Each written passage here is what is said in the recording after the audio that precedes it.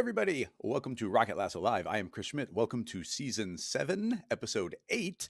And we had been thinking we were going to have Jonathan Winbush on today, but the schedules didn't quite line up again, so that should be next week right now. Also, interestingly, Skype got retired. Skype was an independent program for a long time. It got picked up by Microsoft at some point, and now Microsoft got rid of it, and they only have Teams. So I might be able to use Teams, but I was trying out a different solution that seems to be working really well. So we should be able to do guest stuff pretty easily. Let's see. Let me think. Yeah, nothing super special to be announcing.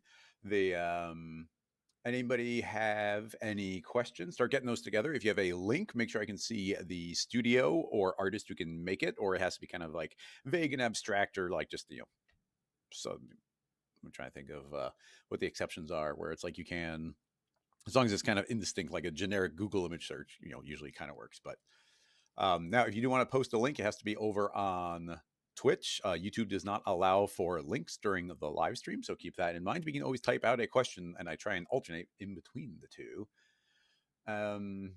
But yeah, that should be kind of everything along those lines. We are making rapid progress on a couple of new plugins, which is exciting. And at some point, I'll probably show some of them off, even in their early state. But honestly, we've been making so much progress on one of them. We haven't even sent it to beta yet. And I'm just super liking the way it's coming together. And let me think. Going through Tobias mentioning that, yeah, in most of my little advertisements that pop up, they usually say a new tool by Rocket Lasso. And essentially, it's just very, very, very low on my list of priorities to go back and do new exports of those videos to get them corrected.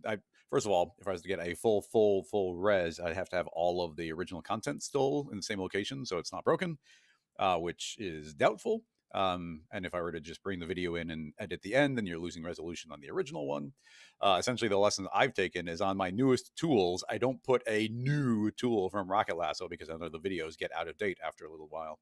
So that's that's how I've compensated for that.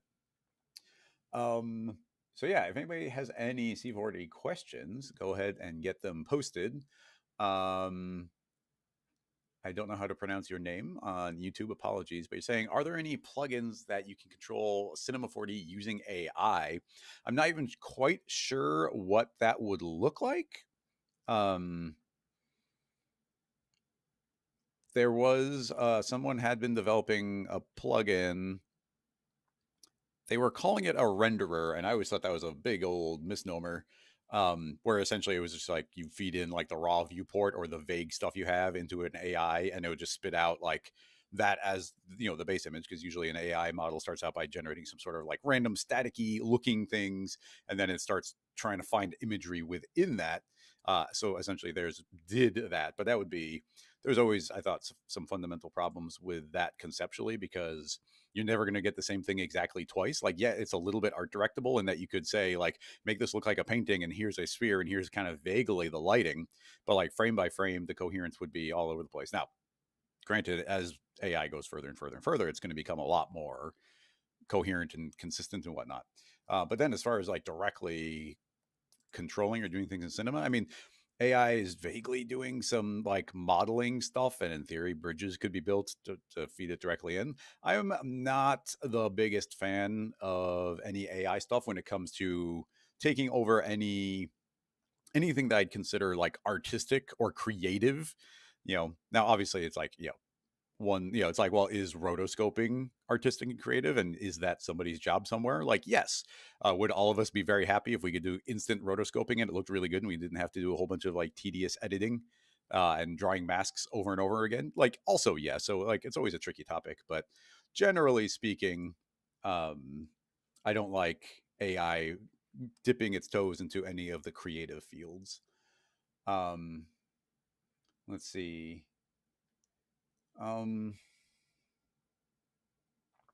Let's see, Trey, what do you mean by a way to transfer everything from, oh, maybe I do know, but you're saying a way to transfer everything from C4D 2023 to 2025. Now, there's not that much time in between those, but I'm assuming that you're meaning things like custom asset browser assets and all your pathways and all of your extension lists. your preferences. Honestly, I don't think that there is an automatic way to do any of that. I know every time, especially because I'm on a lot of the C4D beta stuff, um, and even just generically because we make plugins, we have to get early access to some of that so that we can make sure our stuff is compatible ahead of time.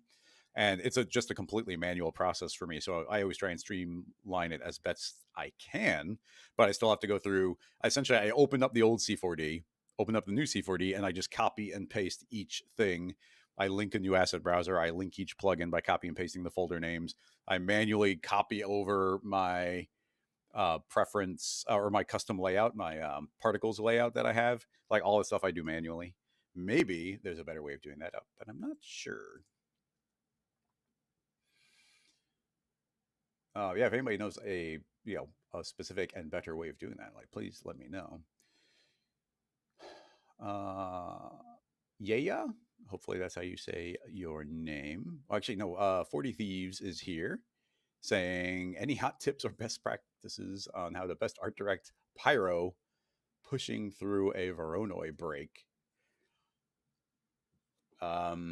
Is that in theory a asking for a continuation of last week's video where we were shattering the glass as detailed as we could? That could be. Let's see. And then yeah, or is it yeah, maybe it's just yeah. How do you get the most realistic glass dispersion? I'm not sure. I mean, for the most part, like glass is glass. We spent a little bit of time last week when we were talking about some of the glass stuff we were doing. And the biggest difference I had was like it's either your glass is intersecting or completely on top of itself. And I made some slightly strange render artifacts, and we put like a little bit of a gap in between. Suddenly, the refraction looked a lot better. But beyond that, I'm not 100% sure. We got a lot of meta questions today. Someone asking you, I recommend Gumroad over custom e-commerce solutions for selling C4D plugins. I mean, there could very well be like amazing Squarespace plugins, etc. The idea of having everything live local to my website, I didn't like the idea of that. I don't want to be in any way. I know a lot of services are going to automatically handle credit cards and handle PayPal and all the different ways you can link payments. To me, it's like, oh, it's a third service. I don't have to worry about hosting anything. And Gumroad, had, it's a very small company. It might be just one person who codes the entire thing. It was a bigger operation and it had to shrink. But I like the features they have. It's nice and simple, pretty easy to integrate. So that's just what worked out for me. And I haven't tried to compare to anything. Like we put the Gumroad together like 6 years ago, and I haven't looked for any alternatives since we did that. So there could be newer things that are really good.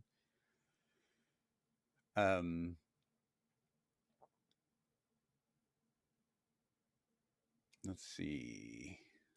A very strange beginning to a stream so far today, everybody. You can't figure out how to blend multiple nodes and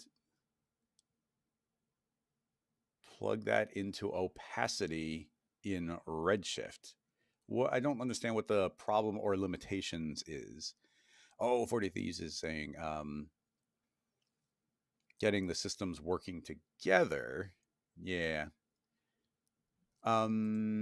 Yeah, see that's the tricky bit because if we were in theory Joe TV, that's an interesting one. Maybe we'll come back and explore that a little bit. But talking about the systems interconnecting with each other, let me see if I can track down. Actually, it might just be open because Glass Break 4. I'll switch the screen over in just a moment.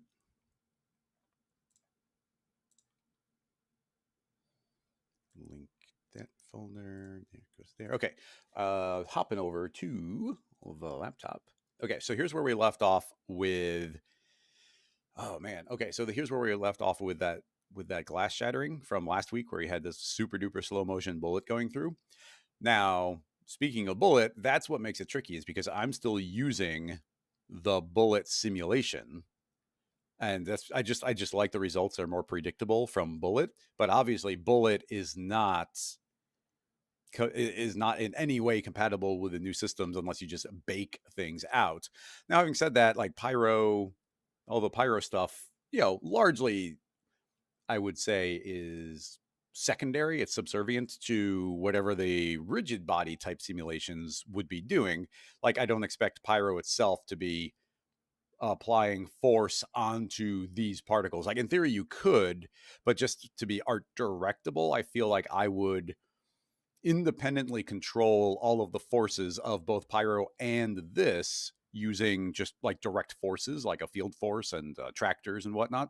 And then the same thing that's pushing away the glass would be pushing away the Pyro in similar ways. Now, obviously, you could, in theory, with the new systems, you could make a gas can explode in Pyro, and then the heat from that, or the pressure more specifically, could affect like a soft body simulation. I've done a little bit with it, and I have gotten it one to affect the other. And in theory, I mean, why don't we do the most basic thing now? Obviously, you're talking about Voronoi fracture, but let's do some of the most basic possible thing and just see if we can get a reaction where if we were to make a sphere, add on a simulation pyro emitter, I suppose. And then we also make a cloth, and I'll just shrink that down a little bit. We'll do the cloth in a moment, put a few subdivisions. Let's just see what the pyro is doing. So I hit play.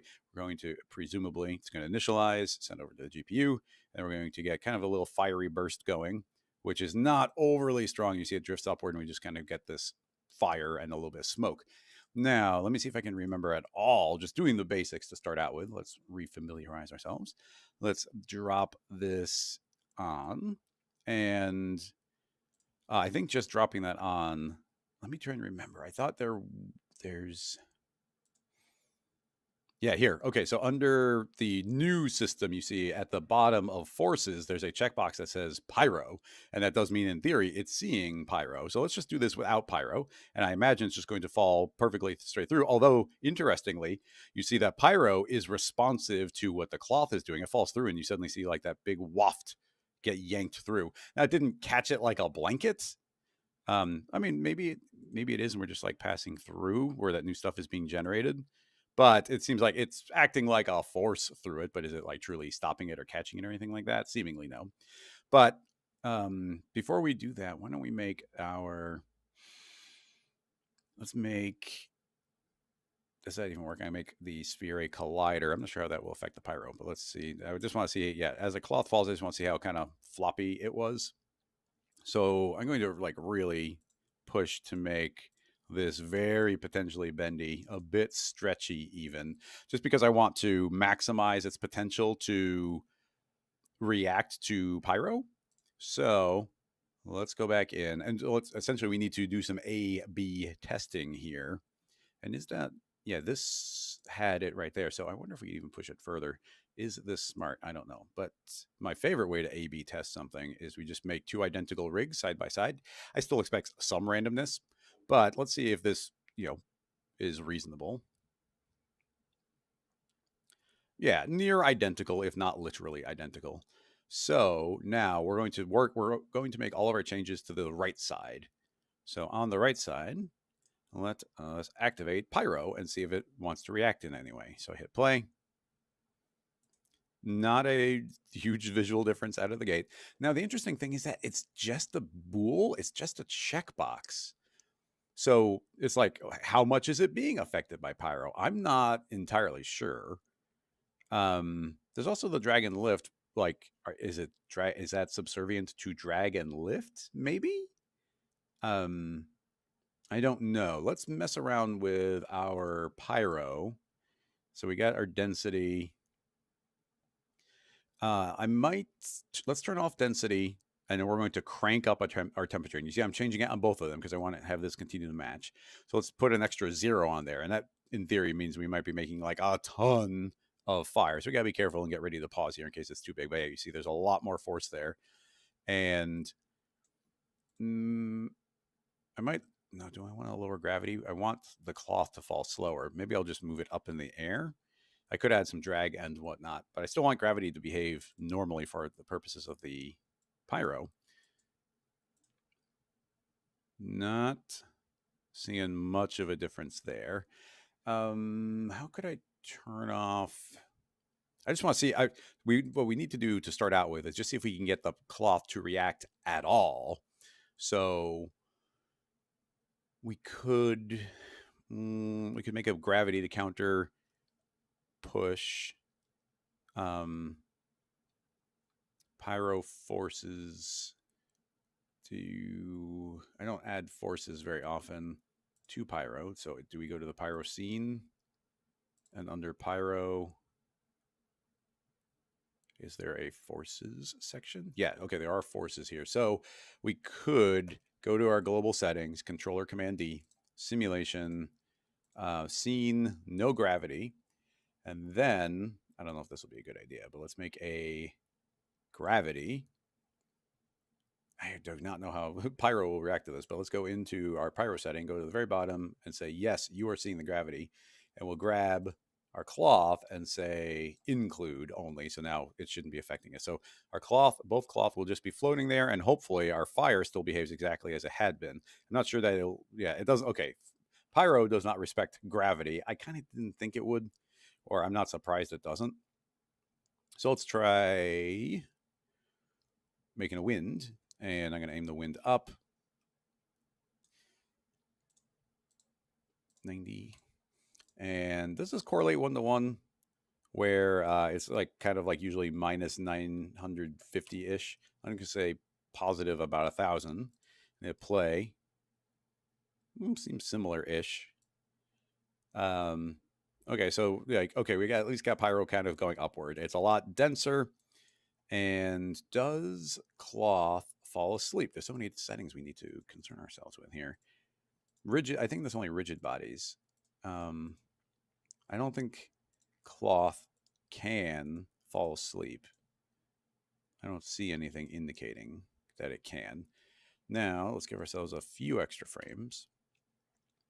And I just want to see if at any point we see that react, which honestly, I'm not seeing it react. So I'm just trying to think. Domain density. I mean, maybe density is a variable here. I mean, that would be interesting. Let's try dropping our temperature down, re-enable density, and let's make our density 10 times higher. And again, you see I'm changing both of them. Still no reaction from either bit of cloth. Just because I want to make sure that they're staying alive, and I'm just not 100% sure that they are. I'm going to go back to scene, and there's our normal gravity, and I'm just going to say like 55. So it's like a 20th of the original gravity, but it should be enough that we see them moving.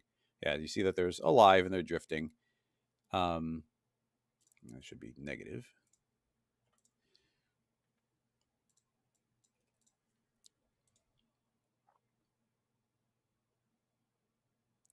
Still no reaction. Plenty of subdivisions. I did turn on pyro.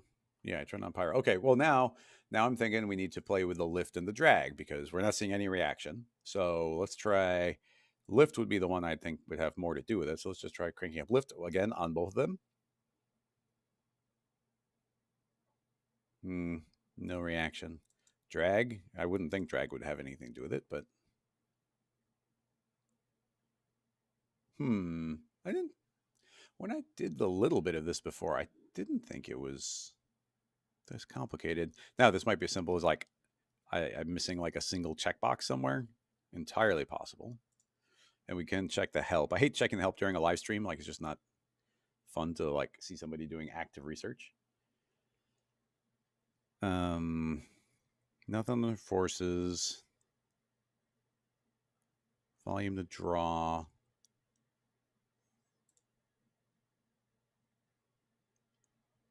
Convection.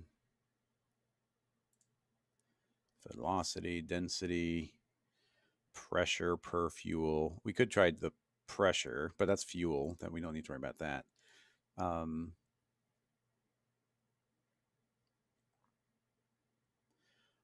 None of these.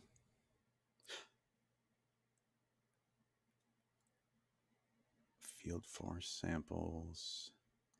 I think maybe there was a setting. Is there a setting?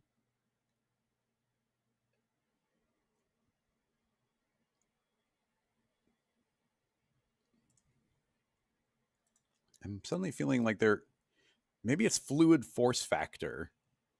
That sounds like it might be something. I'm gonna turn that on. Oh, there's suddenly something happened. All right, cool.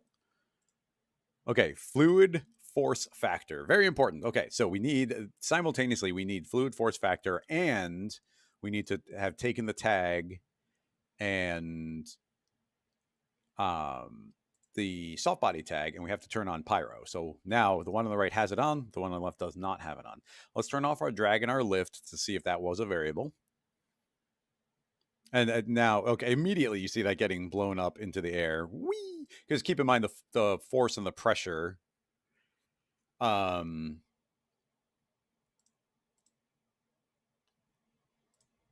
The pressure, it's actually, let me see if I can demonstrate this to you. There are a million pyro settings, and because I've made so many like what's new videos about it, I actually feel like I have a pretty decent idea about even some of these more advanced things. So if you go to, I mean, I get a little turned around because of like what settings are inside of the tag, what settings are inside of the global settings. It's better than it used to be, but there are just so dang many settings. But anyway, inside of the entire scene, I'm going to say, how are we drawing the volume? And there's actually something called, it's either going to be velocity or pressure that we need to draw. And you'll see if I turn on to draw the pressure that you see that this is you see how this force is actually like way bigger than like what the actual fire we saw was. So this stuff is probably like, I'm guessing that's what's having the effect on that. Now let's go calm some stuff down. We did make 10 times the density, so who knows what that's doing. Still kind of exploding with force there. Yeah, hard to read exactly what's going on there. Let's go back here and attempt to display velocity. And again, like, you see these giant voxels is totally blowing out. Draw quality density multiplier. We can grab this density multiplier and pull back. And maybe even there's something we could potentially do on the pressure. This is a visual representation of the pressure in the scene. So maybe this is like, it's like I have to lower the pressure down a little bit more for it to be actually give us some decent visual feedback. But I'm thinking you would think that the velocity would be a variable. Who knows? It could be a combination of the two, but it's hard to tell. I think the cloth is right there. You can see the cloth definitely feels like it is matching some of the vibes of the pressure here.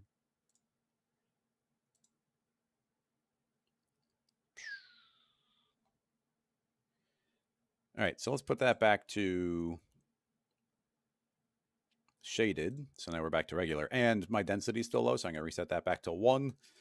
So we can now see it reacting. Now keep in mind that it looks like it's reacting. I mean, what's kind of good is it looks like it's maybe reacting to the heat, and of course the heat definitely goes higher than the flames would, but you can definitely get a vibe for that is pushing against it. I guess I'll give this file save into episode 8. These scene files, of course, are available to everybody supporting on Patreon. Pyro affecting cloth. Okay, so that's affecting cloth. Now, let's turn off our cloth and make a rigid body. Just, let's kind of try and be thorough. Let's make actually a cube and the sphere would be kind of interesting to experiment with. So let's go side by side with those. And, I'm going to delete that second sphere. Grab both these, T for scale those down, move those kind of above it, add, right click, in simulation, rigid bodies. Under forces, there's pyro, activate. Well, do we need to A/B test not affecting and affecting? Maybe not. So let's just simplify here. So yeah, activating both those. Okay, so now we have default sphere, default box. We might change those. And let's just see how those affect. Our overall pyro forces are still strong. So let's just hit play. Okay, rigid body clearly being affected, seemingly kind of identically. So both kind of ambiently going up. Now, here's something I'd be curious about. Let's throw maybe a cube just for calculation time, into a cloner. Let's make this, I don't know, 7 by 7, T for scale. Let's make ourselves a little grid here and see how kind of the forces interact with it in various places. Move the tag up to the cloner because you kind of have to. And now let's just see what happens. See, all of them. Oh, wait.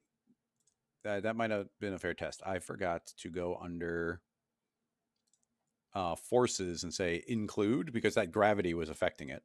So now let's hit it. Okay, so now you see all those get flung. Now you see it's actually that's a very powerful blast. Like these are getting super flung. Whee! Now, several things we could do. First of all, I would be curious is how much does the density affect that? We saw, keep in mind how they just moved. And let's hit play. And yes, okay. By increasing the mass, those definitely felt like they were getting affected a lot less. They're not flinging, like the first one, they were flying around like they were glitter or something. Now this feels more like, I don't know, what's a good vibe? I don't know. Maybe these feel like balloons now. And now let's make the density 10 times heavier again. And that didn't feel like it had as much effect. But I'm going to increase density again. And yeah, every time I increase it, you can see that they're more resistant to moving, but the forces here are quite strong. Keep in mind, we did activate that fluid force under our pyrocene pyro fluid force factor up to 1. And maybe we'd want that to be like 0.01 or something. I don't know. But yeah, just keep in mind that it seems like this relationship is very much tied to the mass of the object.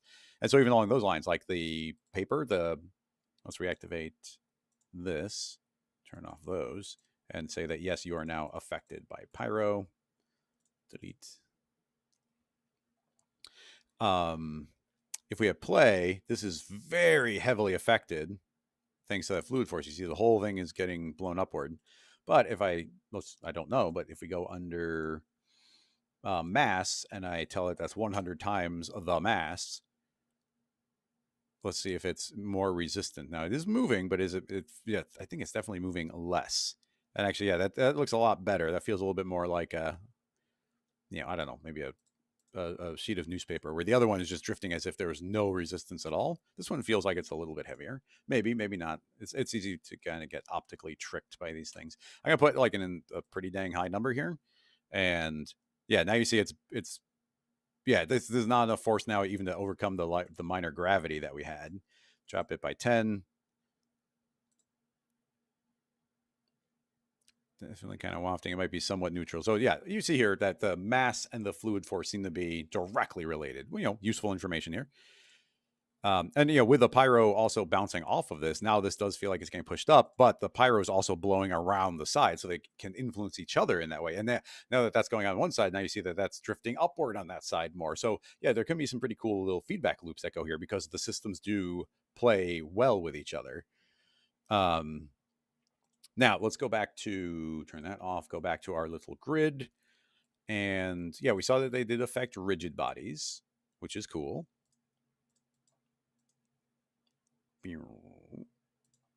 Now, what other knowledge do we need here? I mean, mostly, yeah. So this is now the new rigid bodies reacting to the forces of pyro directly. Now, keep in mind that's not necessarily the only way to do it, and maybe this is utterly redundant and way slower. But I could turn off the fluid force factor. I wonder if that's clamped minus.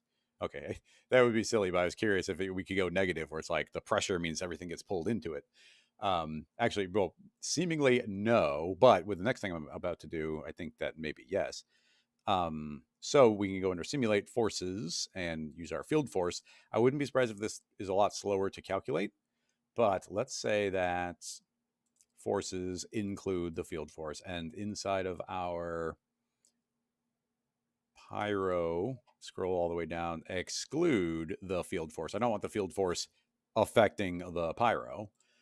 Let's say yes, well, we'll do that in a moment. I'm going to drag, I think, the pyro object itself inside.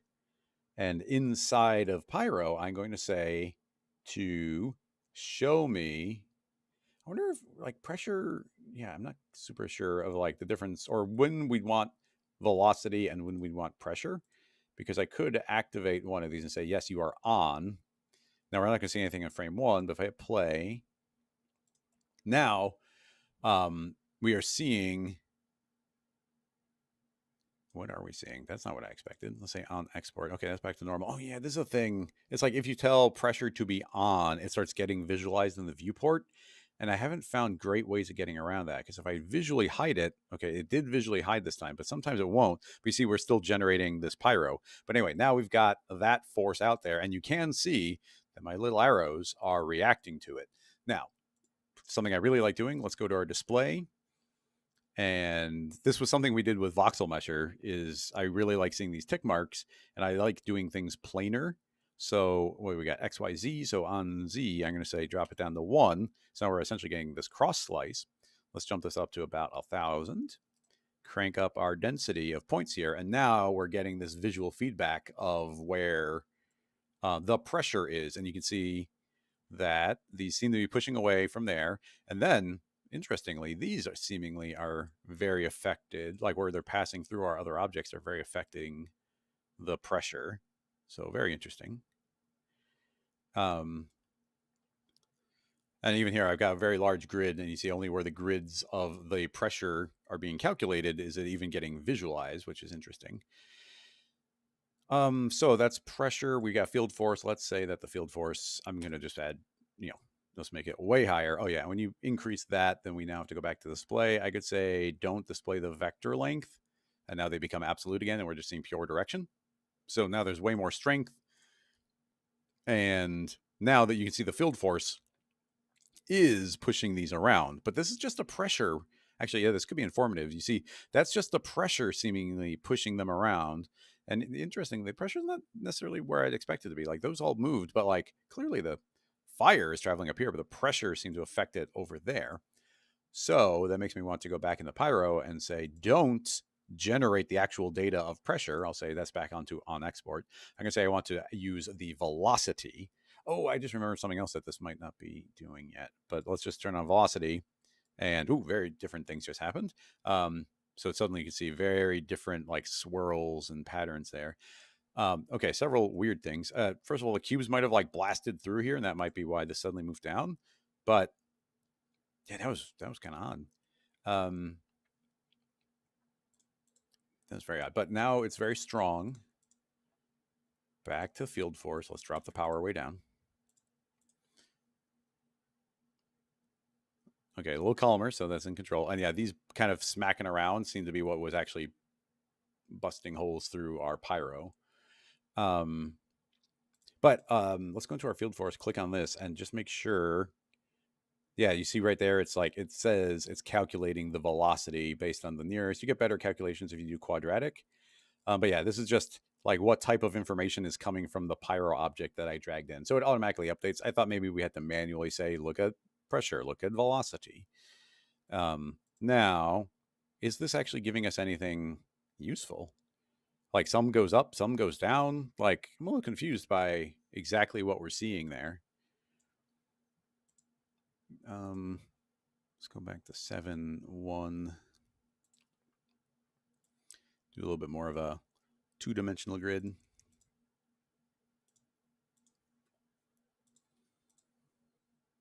Just see what that does.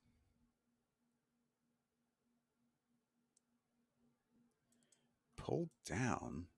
Now, we could just give the field force a negative value, but that is not what I'm expecting.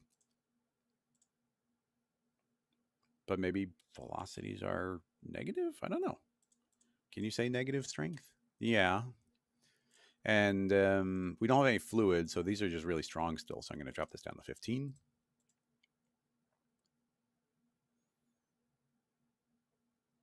Still getting pulled down.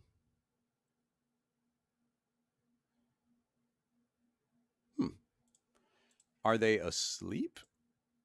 Because right now there's not much in the way of forces. Dynamics, deactivation, 0, 0, 0, 0. They'll never fall asleep now. No. But yeah, I don't know. I'm not. I'm not entirely clear. And you can even see, you see these stripes where it's almost like these cubes passing through. Well, presumably the cubes are passing through the giant mathematical cloud of velocities and they're affecting it. But like, yeah, this field force is just not, it's not trans. I thought maybe we could like work with the raw data a little bit more.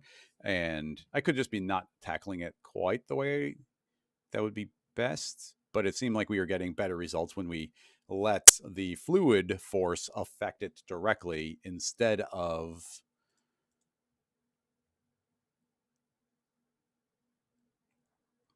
doing it by translating it into this pyro output from our pyro output into a field force. Um, yeah, I'm interested that the negative doesn't change anything. Wait, I just set it to negative and now it's not. These aren't moving at all.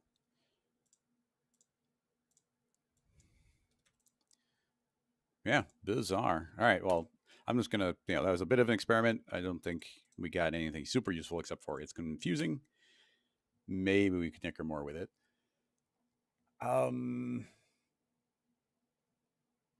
Let's see. Yeah, so this now going back into our glass break scene, this kind of goes to a little dangerous because we are throwing quite a few chunks here. Did I have this much of a gap? That seems like a very large gap. Oh, I guess we are pretty zoomed in. Yeah, I guess when we were zoomed out, those cracks aren't quite as large. But anyway, now we've got our broken glass from last time. And we did say we might continue a bit of this. I am curious if, well, I guess what we need to do is see if the new rigid bodies can handle this at all. So let's go Control D, simulation, and we see in theory, yeah, we're still got all the gravity and everything turned on. This is all saved from last time. So let's try deleting out our lovely bullet rigid body and instead add in a simulation rigid body. Now, several things. We're in a very small scene right now. I think we built this real world scale. So you see, if I make a figure, these are very, very tiny pieces. Now, under dynamics, yeah, we've got our deactivations. We've still got all the gravity, which probably means it can move way too fast. We have friction, bounciness, mass, all this, defaults in here are in theory fine. But a major setting is under bullet. We had gone under expert and we grabbed our collision margin and put it to 0.01 instead of 1. So significantly smaller change there. And did we also lower the collision margin? Maybe. There might have been a collision margin tag on it that we also dropped down. There is no such thing as a collision margin on the new rigid bodies. They are what they are. So collision shapes auto. Let's give it the benefit of the doubt. And we are, let's go back to simulation. Now we do have scene scale, and we got simulation, substeps, iteration, collisions, like a bunch of settings that we can potentially change. But let's just see what it does here. I guess I'll give this a save into today's file.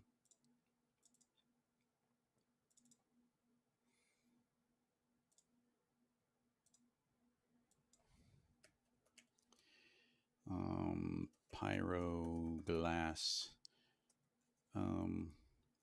Put a underscore part 2.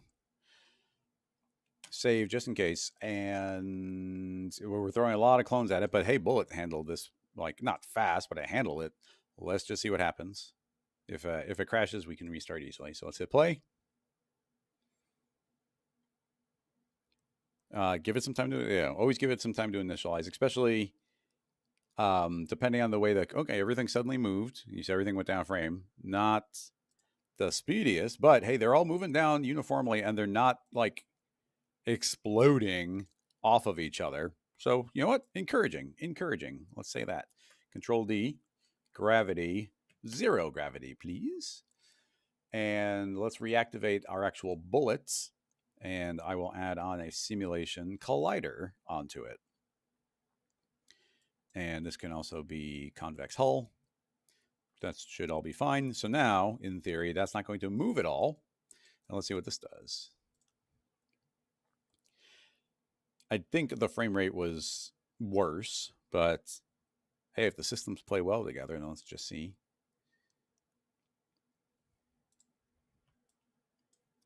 Let's get a front row seat on the other side. Remember, this is supposed to be kind of like faking slow motion. So it's the bullet's also moving incredibly slowly based off last week's reference.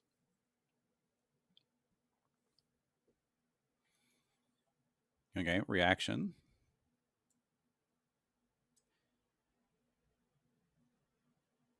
Boom. You know what? Not bad. Considering how much trouble the new Rigidbody typically gives me, this is not bad. And in fact, the way I gotta say, I kind of like the way these are cascading through on the rest of them. I kind of like the way it looks better. It's giving me a better reaction than I think we were getting on the other one. The other one made like punched a very like kind of regular hole. That looks strangely square to me, but that could just be kind of a little optical illusion going on. But I do like a little bit how this is propagating through as these individual pieces kind of like tap each other. So I kind of dig that. Um,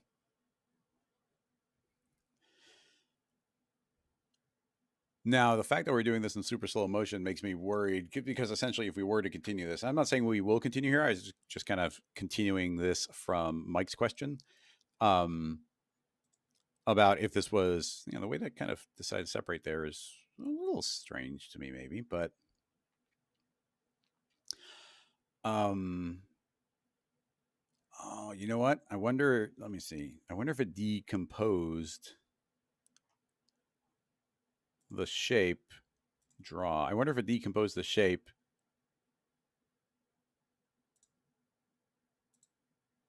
Yeah, so here I just activated under control or command D under simulation at the bottom. There's draw. So I said draw, and then we got collision radius. I don't think we need that, but I've just drawn the rigid body shape. So this is what the simulation's actually seeing. You see it's like a big old triangulated mesh. And oh my, very hard to see. But can I do that? No, because those are still being seen. I think maybe we can see it from the other side because do you see how it's decomposed? Yeah, look how it decomposed the bullet. Do you see it chopped off that shape, and then, so that's why I think we got the shape of the bullet. Is it's not seeing every single triangle; it was seeing all these little subsections. So just let's rewind.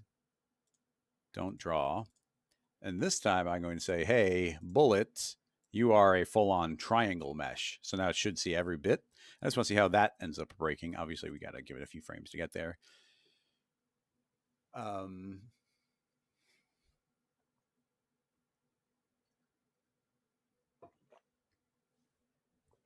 But anyway, I was sort of going back to the other thought is if we do continue at some point today, essentially, if people request us to continue the part 2, I am worried that if we're moving in super slow motion, it's like, can we make Pyro move in slow motion? Like, maybe, maybe not. But somebody else did have a question. Joe TV had a question asking about like kind of making smoke tentacles. Or tentacles coming out from heavy clouds. But I'm going to treat that as like smoke tentacles. And that would be really fun to try and explore a little bit. So I always like going back and verifying these things. When remember I said, it's like, oh, that looks strangely square in the front. It's like, well, we could just treat that as like, oh yeah, it's just, weird. Who knows? And now I was like, no, let's go back and see why. It's like, oh, like the shape it decomposed to make the simplified convex hull made it so that it was making a kind of square shape in the front. So now that we've gotten a bit of this collision again, now look, it looks circular. So yeah, kind of important to note. But yeah, anyway, I don't know if we could make Pyro go in slow motion, but this looks cool. I dig it. So maybe we could continue using the new system, even if it is significantly slower. I mean, that's just a fact of the matter. Rewind, save, that's all fine. Um,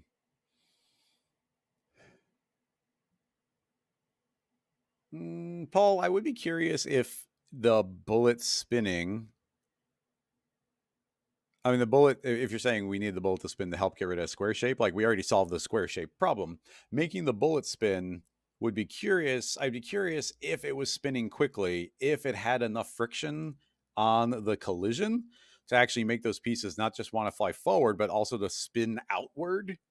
It's a fun question, so I'm totally willing to tackle it. So let's turn off the Voronoi fracture just to make sure that that's not actually there's two of those. Let's make sure that those are. I'll just turn off the hierarchy, hold down control. Okay, so now it's just a bullet, so we can manipulate it. I'm going to add some extra segments here. Add a couple height segments, and let's add in a couple of cap segments just to say that we are cap, we actually want the fillet segments. Okay, so just a little more geometry to be colliding. And now control D, animation, linear, keyframe, and we want to rotate on B. So I'll say keyframe on B. I don't know how far, we start colliding relatively quickly. So I'm going to go to like 20 frames in. And how many times do we want this spinning? I feel like quite a bit. So like, we can spin around several times. So it's made full rotations like 4 or 5 times there, just eyeballing. So I'm only giving us 20 frames to see the spin. And then to maximize our chances, I'm going to grab both of our, sadly, there's so many little tiny things that I like so much better in the bullet system. Because right here, these are technically like completely unrelated tags when in the bullet simulation, hang on, excuse me. In the bullet simulation, it's all kind of one master tag, and it just behaves differently depending on scenarios. Where here, this tag and this tag are different tags, different IDs, different everything. So even though both of them have friction and bounciness, if I select both of them, I get no parameters. So here I have to manually go. I'm going to say no bounciness, and I'm going to say, let's go overboard. I'm going to say like 50 friction. And over here, we're going to say like 50 friction. Just so it's like, okay, if there's an effect, now we have to see it. Let's reactivate that. And all we have to, all we can do here is really just wait and see a few frames. And this is where like doing these more realistic, what? Collision limit exceeded? That doesn't make any sense to me. Collision limit exceeded. What are you even talking about?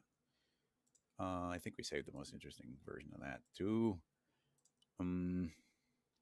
It worked before. The only thing we just changed was a cylinder spinning, and then I gave it a few extra polygons. But I don't. Maybe it's like one object times the other, but that doesn't make any sense to me. I'm just going to play again, and if it doesn't work, I'm going to restart Cinema because maybe it's eating up a bunch of like my RAM or something. But yeah, it's immediately saying collision limit exceeded. That's strange to me.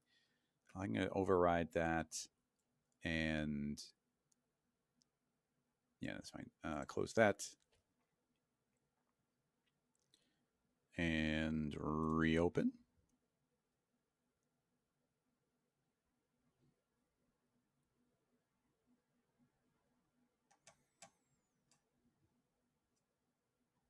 Reopen.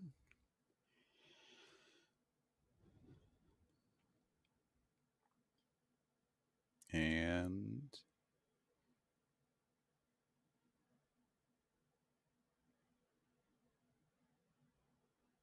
collision limit exceeded. What? It's mocking me. I'm going to drop that down, drop that down, drop that back to default. We'll see if it doesn't say that. Like, is it some sort of like every object is now worried about every polygon? And by, it's like right now there's, who knows, 5,000 pieces. And right now it's like 5,000 times 100. And then when I cranked all the stuff up, it turned into like 5,000 times, 2,000. And, it's just like way too many additional pieces. I did not think increasing the cylinder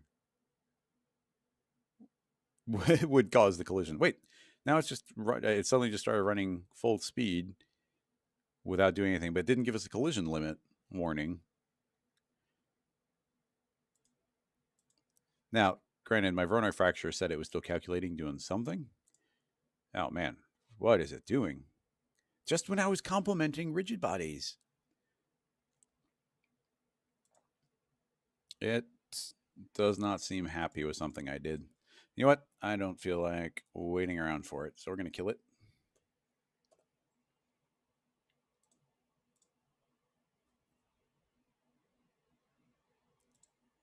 Reopen. I will immediately drop down the count and then give it time to process and then try running it again just to see why it started doing that. What's going to be pseudo crazy to me is if we were kind of like right at the limit of what it can handle. But even that's like collision limit reached. It's like, well, did they build? I don't remember there being like if we go into simulation, is there just like a simulation collision limit? No. No. Maybe it can only send so many bits of information over to the GPU. Maybe possible. Drop, or I'm just going to set these all back to default, which would be what we had before. Deactivate everything. There's our fracture. There's our extrude based off the connect. Reactivate the secondary Voronoi fracture to return it back into a MoGraphy type object. Save it. Okay, everything seems happy. Nothing's yelling. Hit play.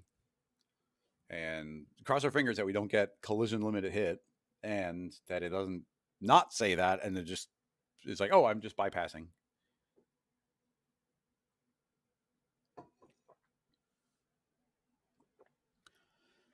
Same initialize I'd sort of expect.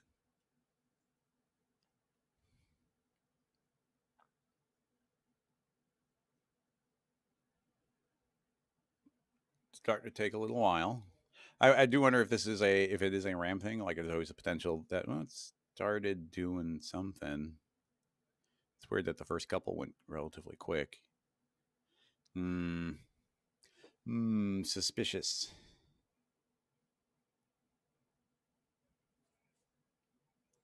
Demi, we've got an hour. This is just not cooperating with us with rigid bodies, which is a shame. Now, what we were going to do with it, I don't think we need to use new rigid bodies. It's just exciting that it seems to be working. But now it's not. Now it's not. And yeah, now it's not playing anymore. I can stop it, but like that was just weird. I don't know. This scene is just behaving weird now. So I could restart the computer, but I'm not gonna do that while we're in the middle of a stream. It did let me pause, but now it's not letting me click anywhere. I'll give it a second, see if it wakes up. Hadley maybe, but it's like we have such an exponential. You see, like there's so many pieces in the middle. So even if we were to say the 50% of the pieces outside, I feel like we'd only be getting like 10% of the pieces. Now I could just drop the count here, but that's I kind of wanted to be like, oh, let's just throw something brute force at it. Especially because it's like I just said like let's throw something brute force at it, but this is not that complex of a thing. Like I've never done much Houdini, but it's like you can do entire building destructions in Houdini. You can better believe that there's a lot more going on than a couple of nice convex hulls getting booped around by another convex hull. Like that seems really straightforward. Yep, not waking up. So all right. It was behaving itself so well there in the beginning.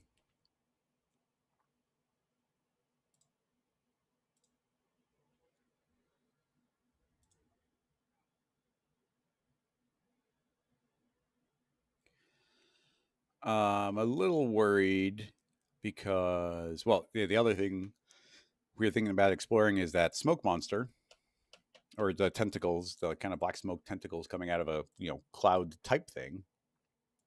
But if there's some sort of RAM something or other yelling, Pyro is the other thing that likes to yell at you about like VRAM being empty or gone. So let's just keep that in mind as we go.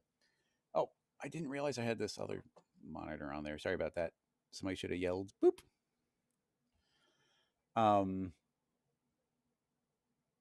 That was me getting a practice run for having a guest on the stream.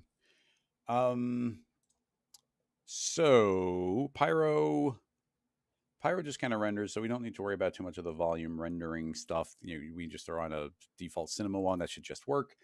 So we can make some basic Pyro. Let me think of what sort of approach I want to take here.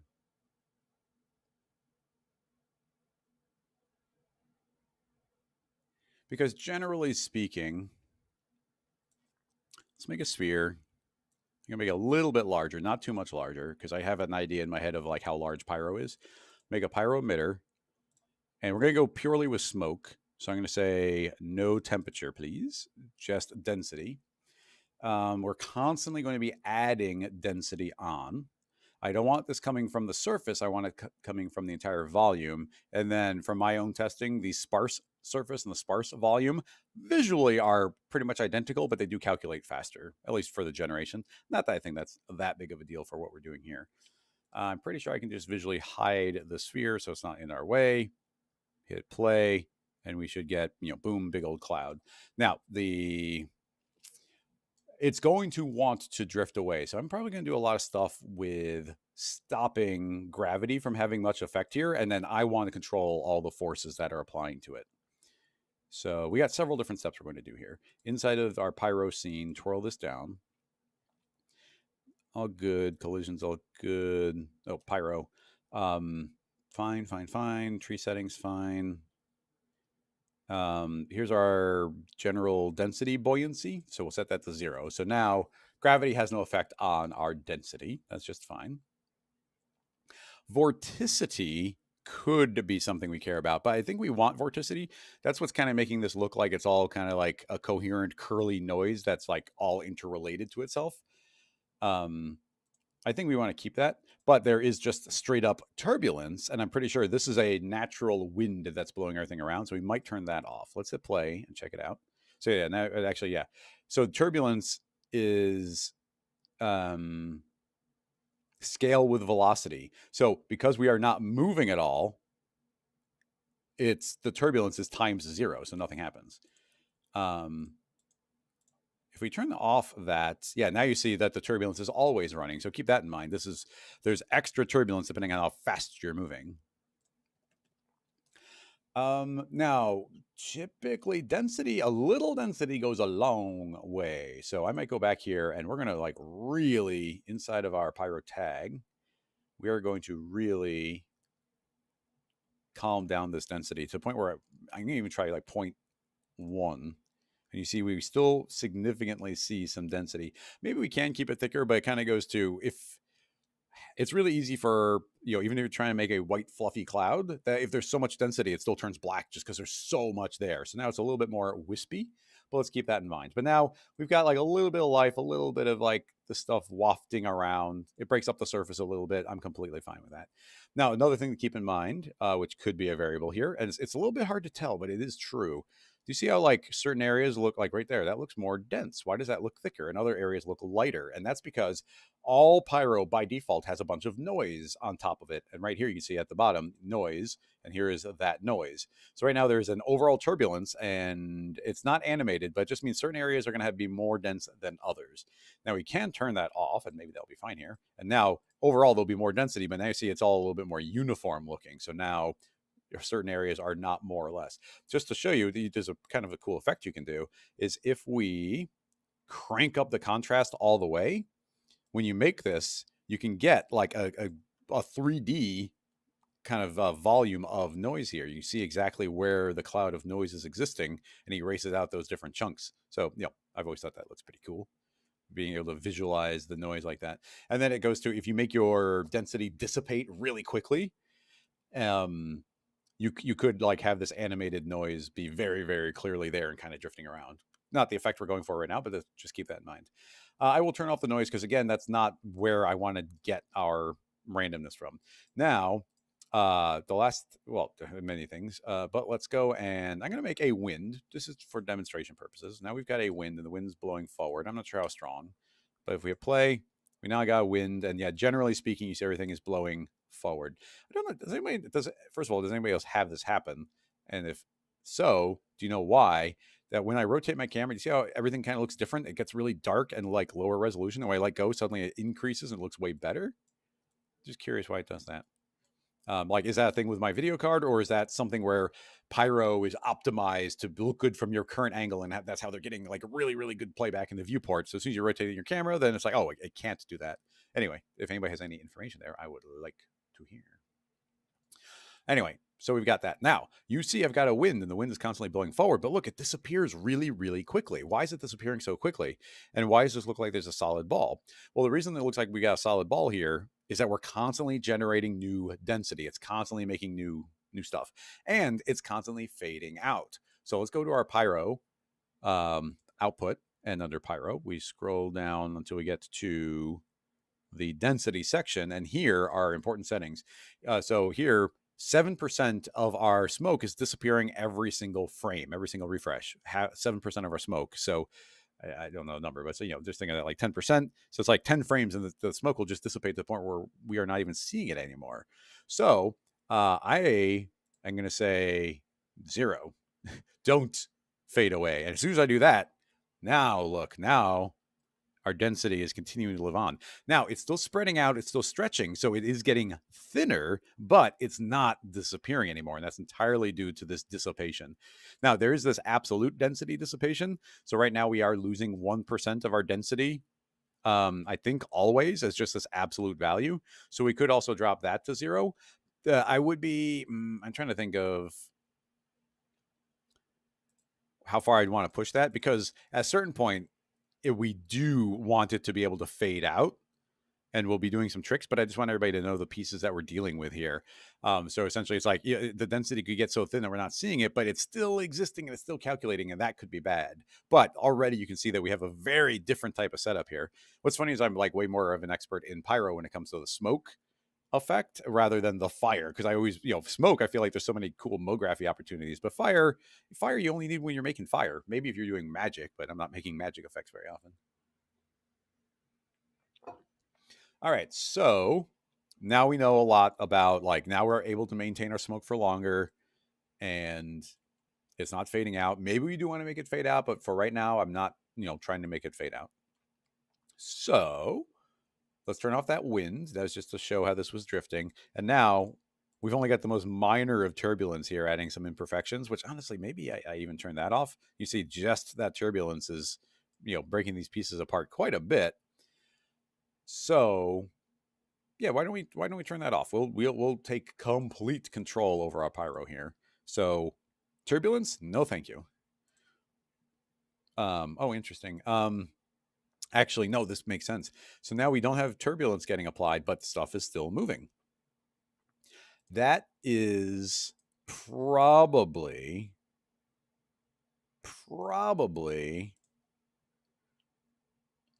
where are those settings? Extra forces, buoyancy, not vorticity. I think it is the nature shredding, maybe. Yeah. Maybe not. That's not on. Put those to 0. I don't think it'll look any different. Okay. Now, I think it's in the nature of all of the Pyro forces, and this could just be in the base math, that everything is trying to go from high pressure regions to low pressure regions. And there might just not be a way around that. So, like, I don't think we just get a static orb here. It's possible that we cannot get a static orb. And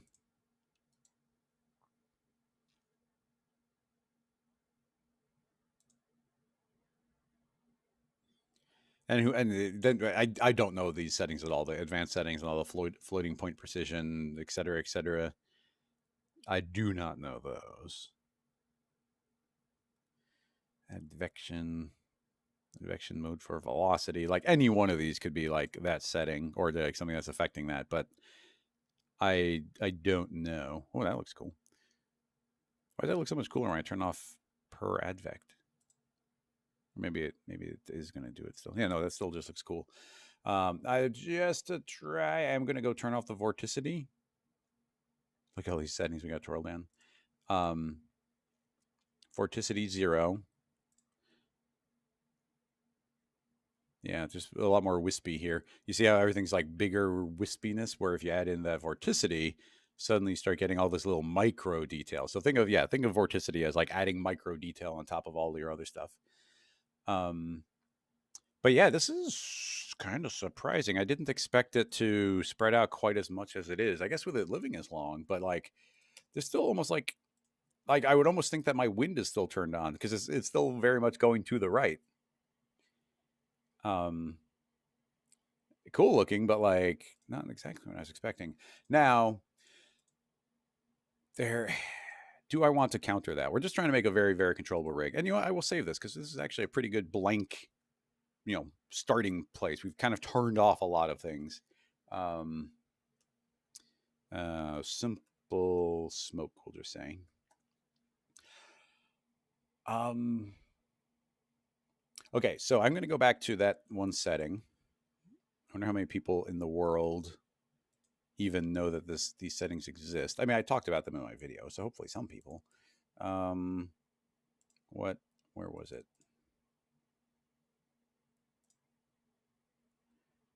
Extra forces, not that, not turbulent. Oh, shredding. Okay, so shredding.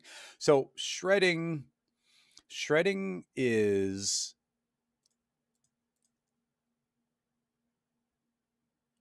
what's the right way of saying it? It's like how quickly does the stuff want to get from high pressure to low pressure? So I'm going to put these back to the default numbers. I'm going to change this to be looking at the density. And it didn't seem to be having an effect. Yeah, it's not having an effect here, but I do want to see if we can get this to have an effect. Now, I was told that the pull strength on density, especially because we lowered our density, is so incredibly weak that you need to put some huge numbers in. So I'm just going to keep on like cranking these numbers up until we definitively see something.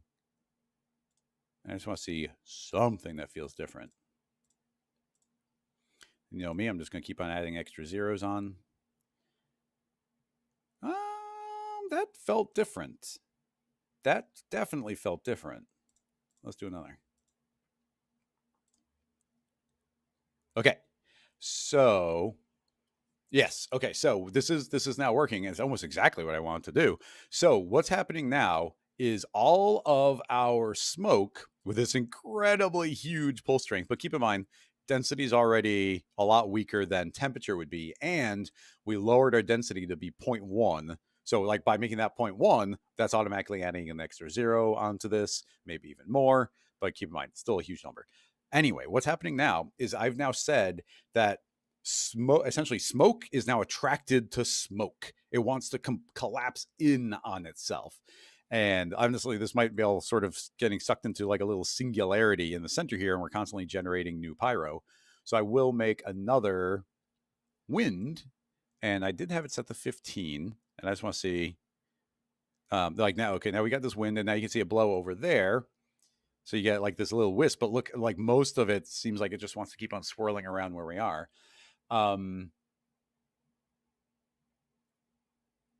So once again, just another variable that we can play around with. Is it too strong? Maybe I'm going to drop it to 1, or I'm going to get rid of a third of the amount. Essentially, I want to get it to be just enough that it doesn't want to randomly drift off. I'll turn off the wind. I'm going to say point or half that amount. And these are starting to drift away, but not very far. The other one was like exploding out, and now this feels like it's trying to kind of hang out where it is. Stylistically, I kind of like where that's at right now. I did like our starting point before, so I'm going to leave that one. And I'm going to start saying smoke monster. Remember the smoke monster from Lost? Do you remember when that was the coolest thing in the world until the last season? Man, the smoke monster. Okay, so now we've got kind of a perpetual orb of smoke being generated. It's not trying to drift anywhere. It's mostly just hanging out where we want it to. And I don't mind these little drifts going around. And it doesn't really fade, so we got to keep that in mind. Okay, so now Let's start out as simple as we can. I'm going to make an arc. And let's just say that this is a tentacle in theory. This is just a little exploration. Let's see how this can begin. So get this little straw poking out of it. And let's say it's going to be a smoke tendril that we kind of want to have drift out. So what can we do with that? I think mostly we're going to be using some field forces here. So field force, and there's a lot of things here. I don't know how strong the power of this needs to be. But let's start by dragging in this arc. And right now we've got some strength. The arc is currently set to along. So in theory, this is either pulling up or down. I'm not seeing much of an effect. So let's make it stronger. And I'm pretty sure that this is mode exclude. So yeah, it should be including the field force. I know it's still not seeing an effect. So let's add another number.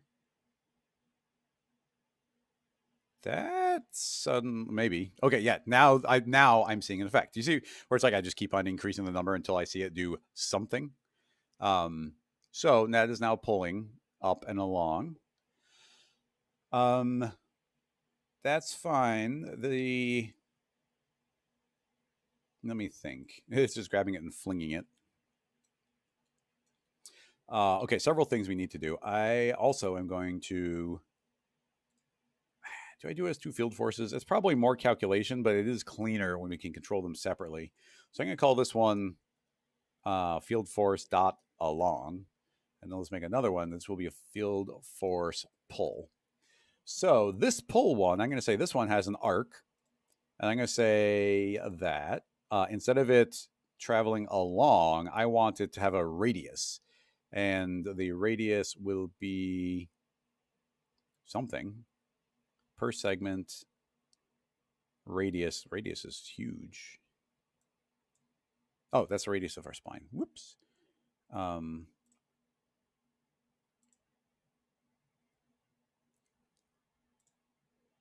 That's the object. That's our thing. Curve, mask, radius. Am I crazy? Where's my radius?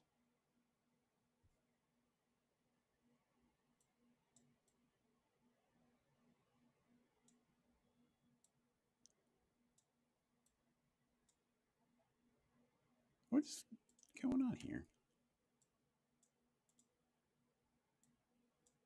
What? Yeah, look, the interface didn't change. I thought I was losing my mind. I just changed it to radius, and suddenly you see the interface change. The other one didn't. Go figure. Now you can see a radius, and now the radius is reasonable. Who would have thought? I'm going to make the radius actually relatively large, and now we do have both of them giving us this lovely feedback. I'm going to make both of them, yes, display, but two-dimensionally, x, y, again, z, 0, size, I'm not sure. Let's turn off that length, increase my density, add an extra 2. Yeah, that gives us a bit of a cross section here. And now you can see what the directions are. That's weird. It shows it from one direction until I do some sort of refresh. Anyway, so we've got one. If I turn off that and turn on this, you can see that it's in theory traveling along. That orientation doesn't look super clear to me. You know what? I'm going to turn off the display of that one. But we can definitely see that our radius is pretty large, and we could probably make some sort of fall off there. Anyway, the point being, let's see. Okay, I think it looks kind of cool, but I think our pull is currently pushing. So in this arc, we can go to remapping. I'll say invert. And nope. Nope. Okay, not quite what I expected. That is very strongly pushing. Turn off the along. What do we have?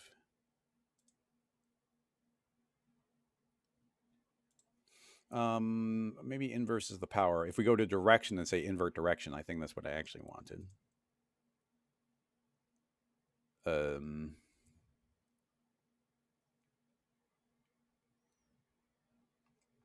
Not at all what I want. Continues to look cool.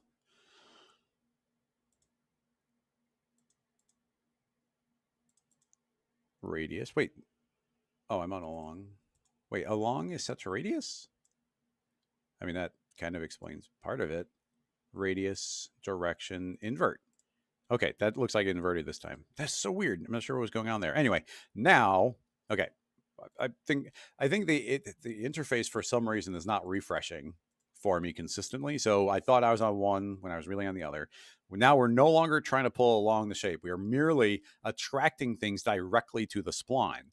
But just by directing it to the spline, it looks like it's automatically like traveling just a little bit. But now you can see that it almost looks more like it wants to compress, and as it drifts away, in theory, it's going to want to pull back towards the line. That's what we're going for here. Now, does anybody know? Let's turn this off. Does anybody know if friction affects pyro? Let's find out. Let's make a wind. Reactivate our wind. I'm going to make it relatively strong. Oh, and it's facing on Z. I'll just face it on -X for our purposes. There we go. Okay, so now pyro, pretty strong winds saying, hey, go that way. Cool. Now let's make a simulate forces friction. And I don't expect to see something immediate, but now let's make it 100. I'm going to add 2 zeros because I don't think it's doing anything here.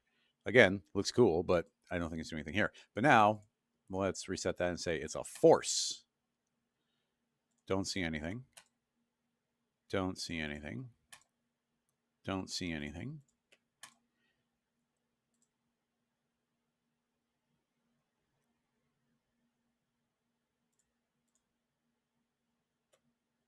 All right, we got ridiculous numbers here. I think it's safe to say that friction does not apply to pyro. I didn't necessarily think it would, but apparently it doesn't.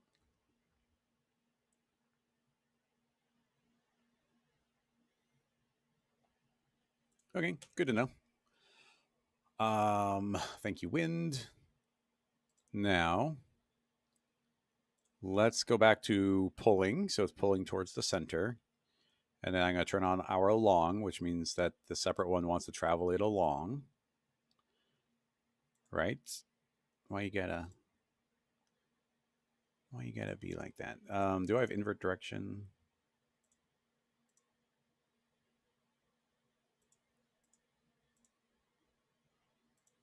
I do have invert direction because I turned on the wrong one on the wrong thing.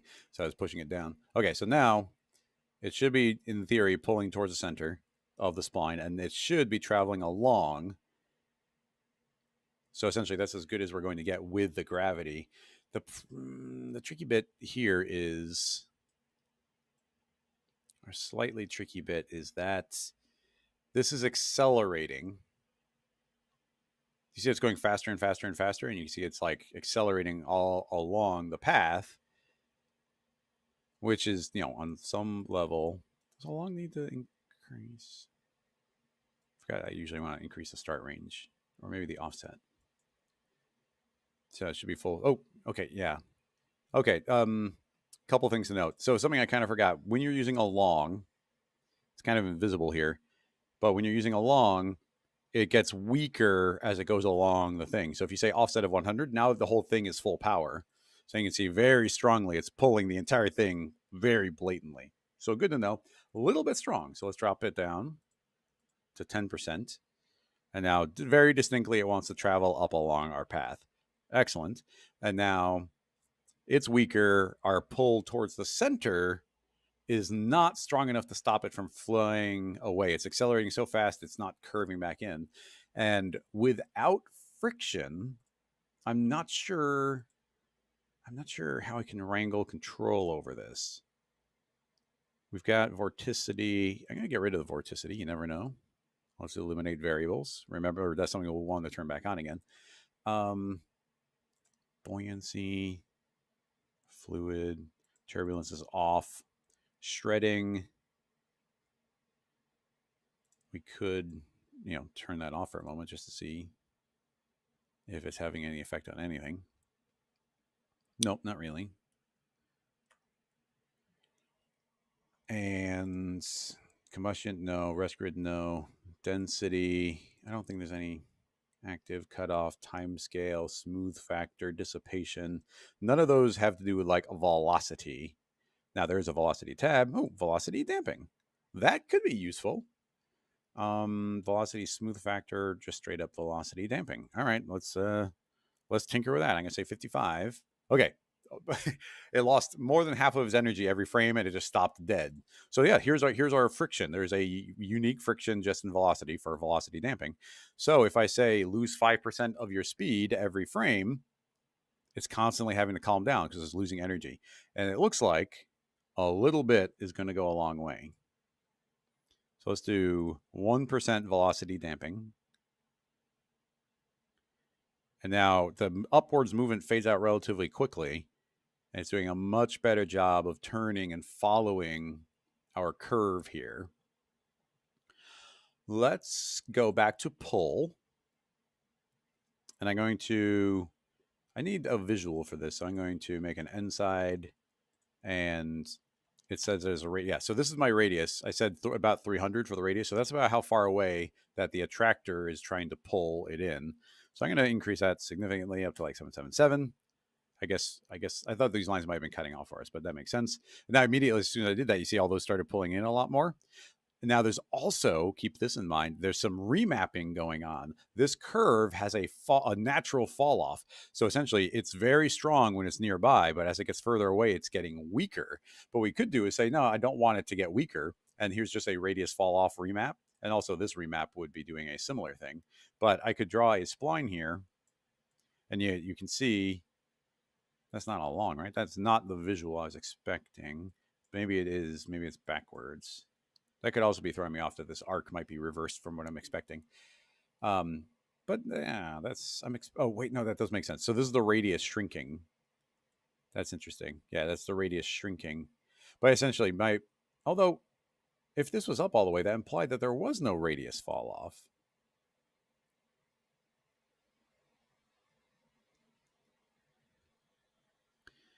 I mean, I say that, but it does feel like it's following the curve a lot better.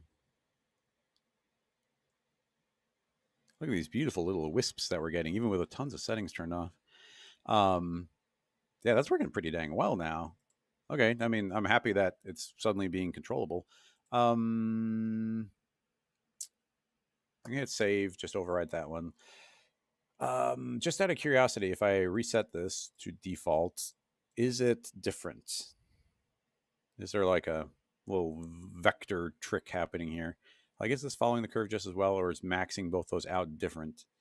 I think that maybe it's already maxed out. And just to try and grab my inner offset and increase it. Ooh, I don't know for sure if that did or not. But now I'm saying there is no fall off. That seems really strong. Is it different? It's hard to tell because I still see a similar tendril. Very difficult to A-B that. I mean, that felt like it looked different. That tendril, I think it is different. It's not super different, but I think it is different. Yeah, I'm gonna. I mean, this could be a problem if once we start making multiple tentacles, perhaps. But for now, you can see we're getting pretty dang nice kind of following of this. It doesn't seem to want to overshoot. I'm not sure about the dissipation, but that's not bad. Very, very art directable. Now, so now a lot of this just starts turning into like, what are our actual goals here? What do we actually want to get from this? Where it's like, depending on like what the nature of like these smoke tentacles are. Some of it goes to like how much do you want them to be responsive? Because it's like if you're having it behave like smoke right now, we're like forcing the smoke to have certain behaviors. A completely different, almost unrelated rig, we could still start from some of the same settings. Would be that's like, oh no, we want it to be super duper responsive. And in which case I wouldn't be having it like casually drift and follow the spline. Instead of we just emit rather from the spline directly. And that's and it would dissipate quickly. So it's like constantly generating new smoke right from where it is, and it just drifts and disappears as it goes. These are very different things.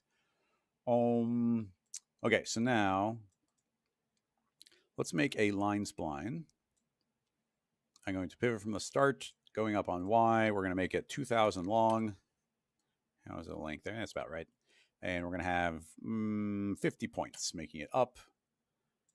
Let's make it editable. Maybe there's a parametric way of doing it, but it's really, really, really easy to do it if you make it editable. Simulation, rope. And then I'm going to select, here's a little trick.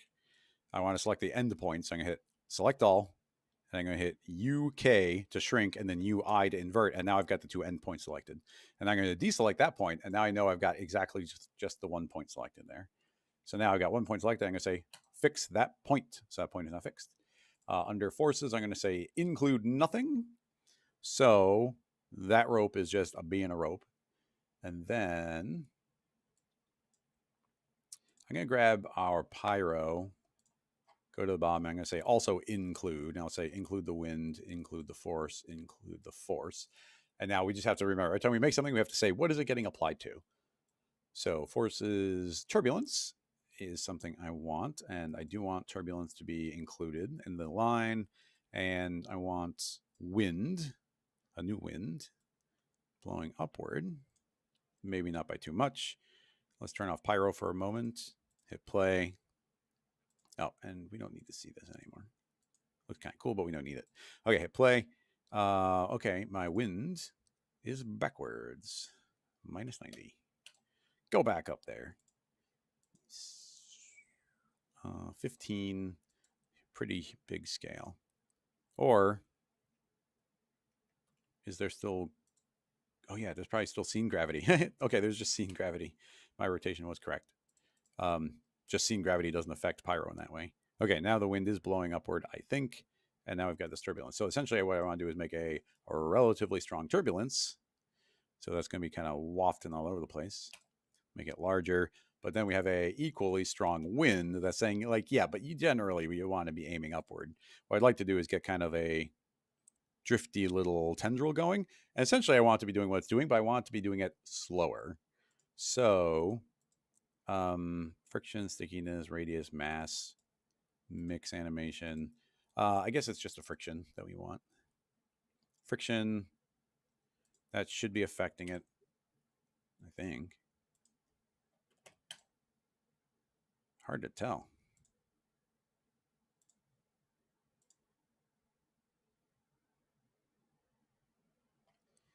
Is there a damping on there? Yeah, let's just put some damping. 5% damping. No friction. Stronger wind.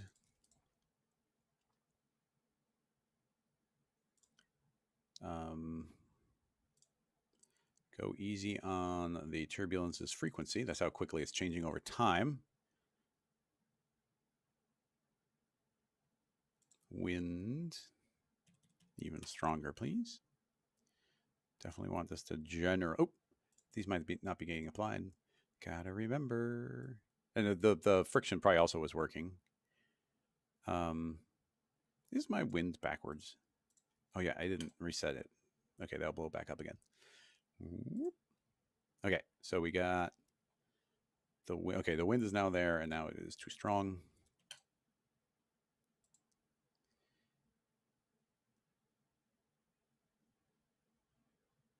That's cool. Drop the scale a little bit, and somehow I got rid of the frequency. I don't want to get rid of the frequency.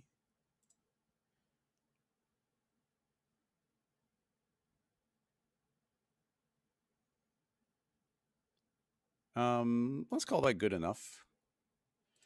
Okay, so now I will drop my line as a child of this connect, and we'll turn off the arc. And the reason I'm going to put into this connect is so that we can keep on swapping out different splines and maybe adding additional splines, and we will not... Where's my line?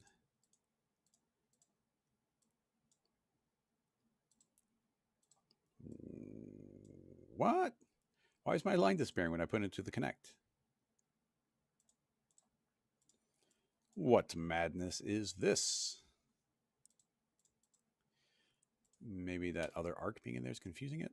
Nope. Oh, come on. I don't want to keep on relinking. I wonder if we can trick this with my plugin. Smooth. So we could link the smooth and put multiple children. See, that still sees it. And I'll put that into a connect and it still sees it. Haha. Way to go, smooth. Okay, so now smooth is not doing anything, but we did a lot of work. I mean, imagine like this smooth is behaving a little bit like a spline connectee object where it's like doing all the stuff where it's kind of like making it editable and getting all the points and like it's just reading it in every possible way we could calculate to do. So anyway, I just forced it to see it. We may have been able to do it different ways, but let's go back into this and say, look at the connect. And let's go back into this and say, look at the connect. So now that becomes the lines that we have forces traveling along. So, yeah, there we go. Okay, so having said that, let's give that let's save a new version. Boop, boop. And reactivate our pyro.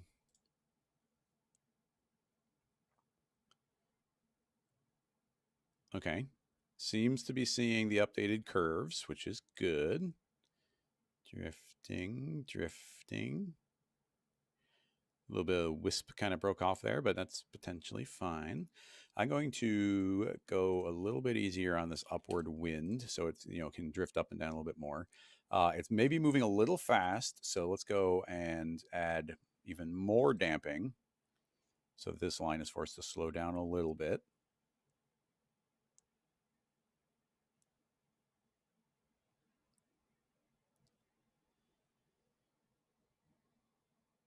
We can increase the density of the smoke so that we're throwing more of it up there so it lives for a little bit longer.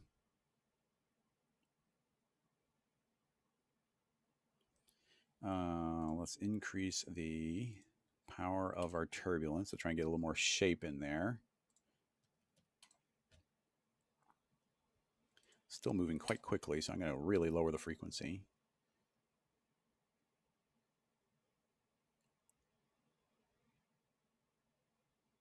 Moving relatively quickly still. I'm surprised considering how much damping we're throwing in there. 25%. All right, that really slowed it down.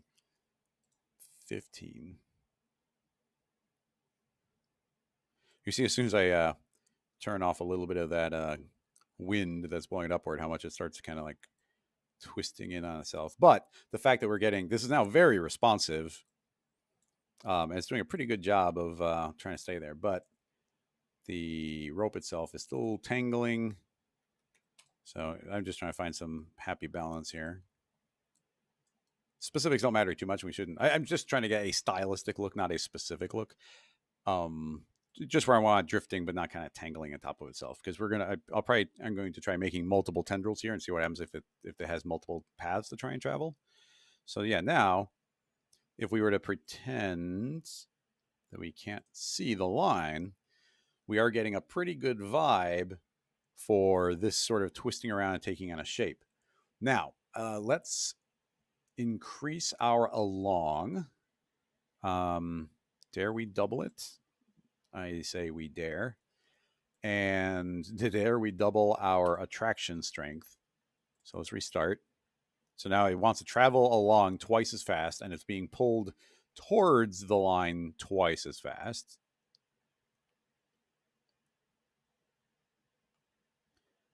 Getting a lot of dissipation there.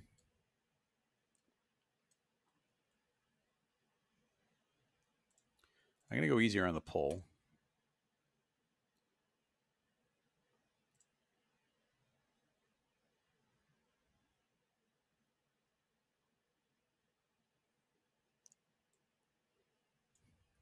That feels better. Yeah. A little too much pull seems to just squish it down into nothing.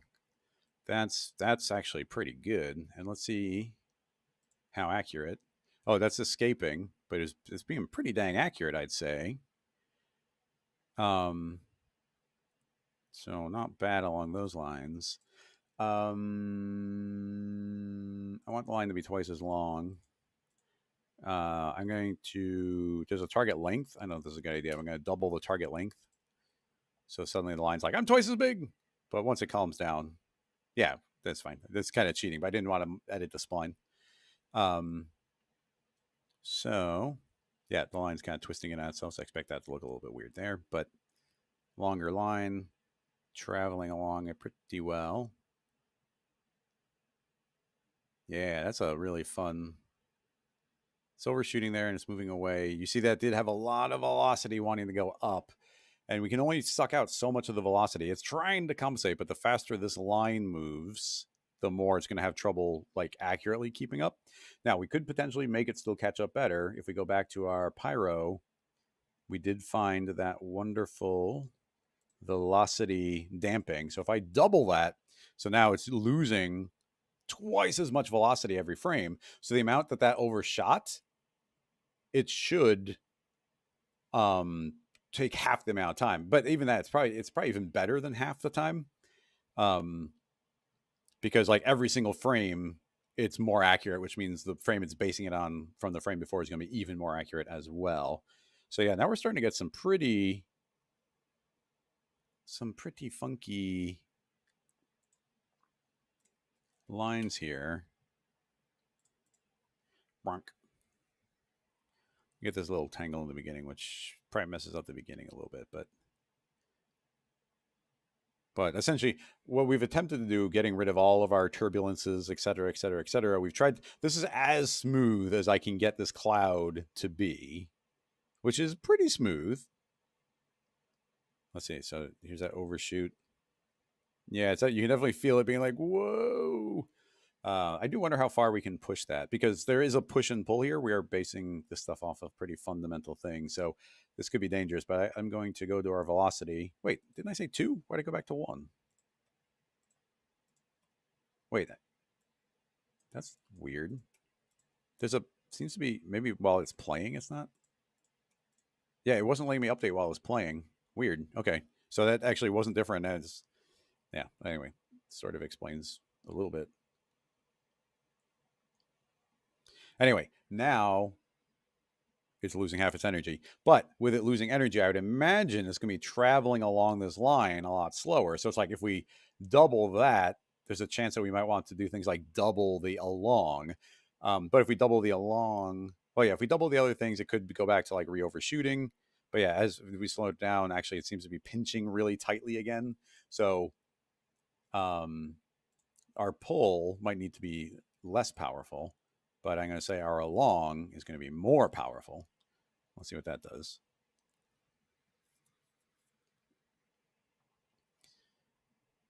All right, not bad.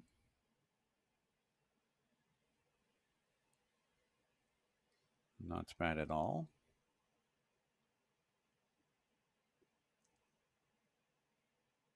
That suddenly straightens out. It's cool that that's consistent. So now that's going to start overshooting. Oh, look how quickly that's arcing down to try and follow the line this time. And keep in mind this is 3-dimensional, so I mean definitely kind of has a live type of vibe here. Not, I mean, I am sad it's not sticking a little bit more to the line, but of course it goes through. There's just going to be a kind of a push and pull here of like how absolutely far we can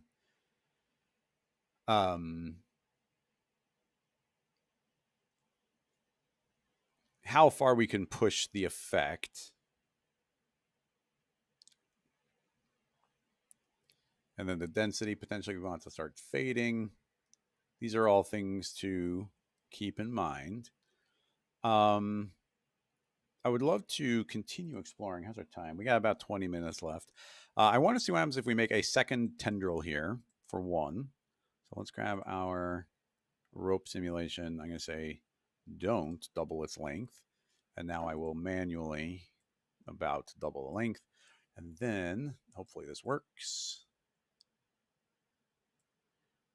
Just make a second one. I wonder if we could put that into a cloner. That'd be kind of fun. But maybe the cloner wouldn't have them welded. Let's see if that even works. Seems to be. And it was all fed into the cloner. So yeah, you see, that's why I put this into the connect rather, so that I could just duplicate that. And now you see it's going both directions. So I can just make as many tendrils as I want in theory. And whichever line it's closer to, it's going to be naturally kind of attracted to.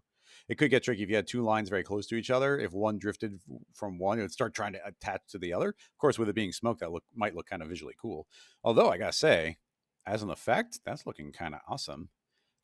So that's making me want to get a few extra going here, which is now as simple as making a duplicate, spinning it around. I wonder if we make there be 6 of them.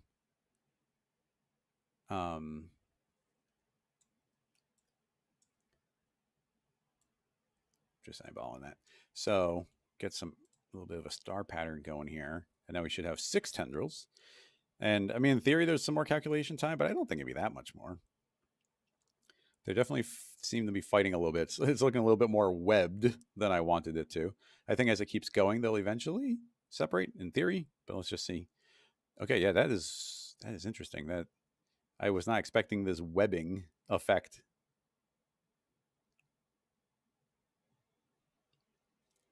Yeah, as I get further down, I mean, at the end of the day, that actually might be a really cool effect. You see now that tendril is like, no, I want to go that way. This one seems to want to go down. They break apart, so that gives a little more coherence there. But yeah, I don't know. Could be a variable that's a little more tricky than I am thinking.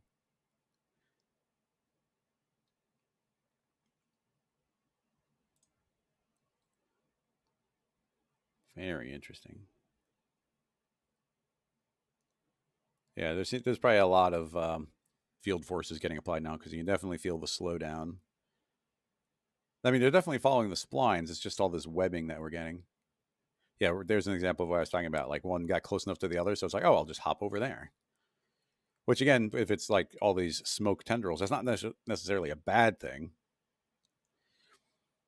No, I forced. Well, maybe you could make multiple rigs and each one's following their own tendril, so they would be utterly unrelated. Maybe, but maybe not.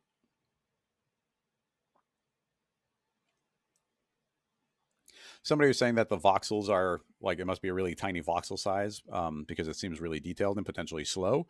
It's not that they're tiny voxels; it's that we kept on getting bigger and bigger and bigger. Keep in mind this is just a little bit bigger than a normal sphere, but we kept on zooming out and out and out. So now, relatively speaking, the voxels seem really detailed. So potentially we could, I will delete 2 of these lines,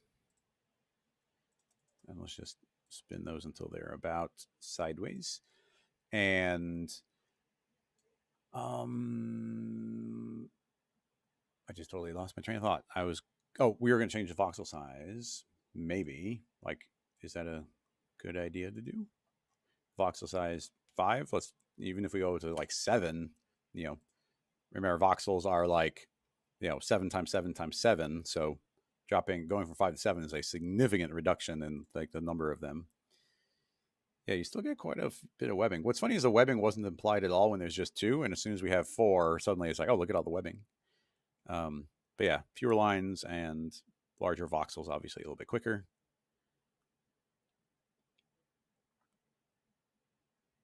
Pretty funky. I mean, it definitely does give it like this organic-y vibe.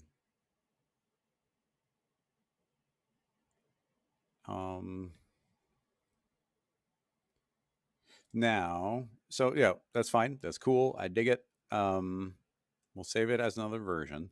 Now, what the next step was going to be, and I don't know if this is going to be any good, but I guess I'll keep it to 2 lines. What happens if instead of emitting from that sphere, we emit from the spline itself? So steal our pyro tag and thickness. Yeah, there's a thickness automatically for the spline. There's an emission fall off. I'm going to say 50-ish. This might be way too much, way too quickly. Let's just see what happens. Yeah, so we could start exploring something very different. So now you see that the lines themselves are going to be constantly emitting this pyro, but the smoke as it's born also wants to move. And keep in mind, there's like an inherent kind of velocity. Like there's this giant cloud. So even this new stuff is born immediately. It's like, oh, I'm in a cloud that kind of wants to be moving upward. So even new stuff will very quickly kind of join in the rest. But there's probably also inherently like a bit of friction here because all the new stuff is also draining the velocity out from the whole thing. Speaking of draining velocity, why don't we pause it for one? Let's go down to velocity. And let's say that we're not draining any velocity this time. And there's a lot of density here because it's spewing out from everywhere. So I might say like 0.02 maybe, and maybe even 0.01 because I'm going to increase the radius, double that. So now there's less density. Still quite a bit. And then potentially, well, maybe I'd want to speed it up, but then like, and this is kind of going back to maybe if we started over from scratch, you wouldn't have to simplify so many settings. But yeah, we tried to start from as blank a palette as we could here. Like that's really solid looking smoke though, and very much following the path as we are defining it. Like yeah, look at those. Look at the shape of those. But if we now go back and we go to our pyro output, go to our density, or maybe it's under, yeah, that's buoyancy. So we go to our density settings and we put it back to our original dissipation of 7. That means the smoke is going to start wanting to fade out quite quickly, but we're always generating new smoke. So even if it drifts away, it's going to disappear so quick that it has to stay near the line. Okay, now it's fading out so fast that we do need to increase the amount that we're initially generating. So I'll generate 10 times as much.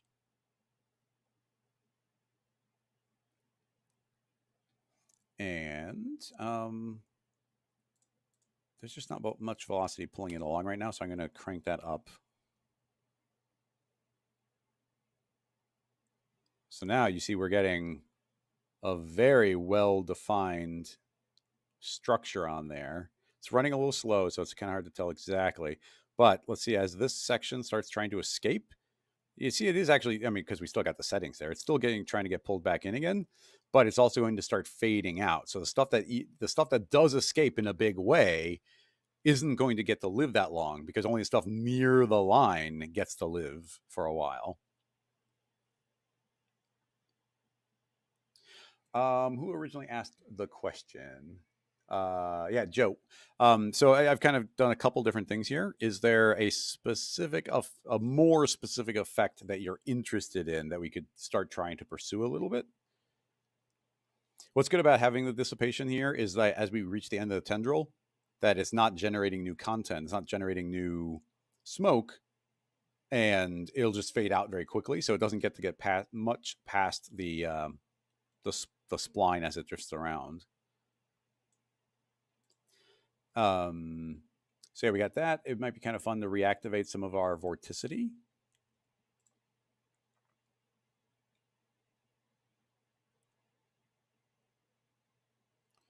Back to a default of 5, which usually just means where it's going to make it start looking more wispy. We could potentially add some turbulence back in there because right now it all starts looking very uniform. Now this extra wispiness, which we definitely are already feeling, I think, on the end here. Yeah, all this little wispiness.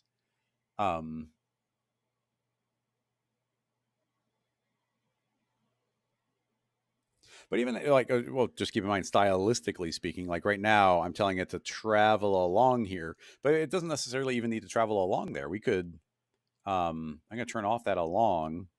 So now there's no incentive for it to move forward. And with it being off, I'm curious how long it takes for this smoke to, yeah, you see, there's all that already built in velocity. Now it's decelerating, but there was all that velocity to start out with.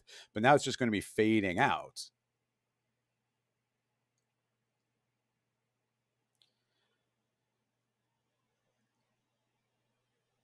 With no velocity there, which of course we could just start over again. Let's delete one of the lines. Let's see how quick this bottom one fades away. Yeah, look, very quickly gone. So if we're not constantly replenishing it with new smoke, then it's going to fade away very quickly. Yeah, without traveling along, I feel like we're losing a little bit of structure, and that vorticity You can see all that little kind of noise that the vorticity is giving us, which is more of a visual effect than I thought it would be given this specific rig. I might want to get rid of that because I kind of liked the stuff looking a little bit smooth. The spline, in theory, is kind of moving around, but relatively slowly. I'm curious if we were to reactivate the noise. I still have it all cranked up contrast-wise, so let's just see what that looks like. Actually, yeah, this line is so big that the noise is very tiny. But if we were to add an extra 0 on there, suddenly you can see this noise appear. And because it's not moving, this line is going to be passing through a cloud of noise. So as we move through, constantly revealing and then fading away from where noise is. Now, I think the smart thing to do here would be give it some animation speed. We don't want to go too fast. But yeah, let that kind of drift around, probably even half the speed. Keep in mind our very slow frame rate right now. I can hear my computer like yelling that we're throwing so much pyro at it. And let's calm down the contrast. So now there's gonna be areas that are a little more dense, a little less dense, and they'll fade in and fade out more based on that. Even here, I'm gonna turn off the pull entirely, just see. So now there's nothing to try and keep it on the line. It's just that everything is fading out as soon as it gets away from the line. So we're always getting new smoke straight from this, and then it just fades away. I'm also going to go back to our shredding, and let's just kill off the shredding. Now, if the pyro wants to spread out from itself, it can. I gotta say, I don't see much of a difference there. It doesn't seem like it wanted to spread out from itself too much.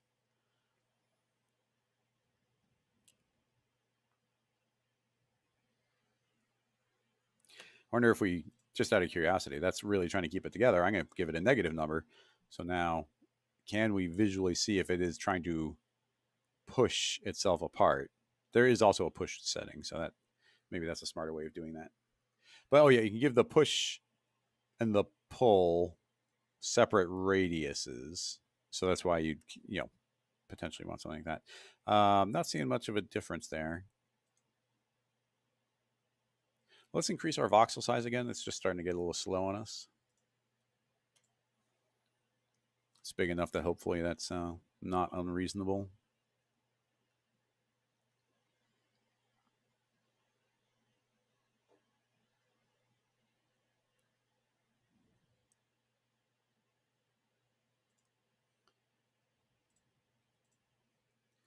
A little more frequency so that this line's changing more often. Yeah, a different kind of tentacle that's just constantly spawning from here. But I also feel like that's fairly convincing. Like, I don't really feel the new voxels popping in, and they fade out nicely enough. And if we wanted to, we could go back into our pyro settings, go to our density, and we could say, yes, fade out, but fade out slower. So I'm going to say like 3. Oop, got to pause it. Doesn't want to change while it's running. So now I think we'll leave a little. Yeah, now immediately that started getting fatter. I think. I couldn't get the line to stop moving, and now it barely feels like it's moving at all.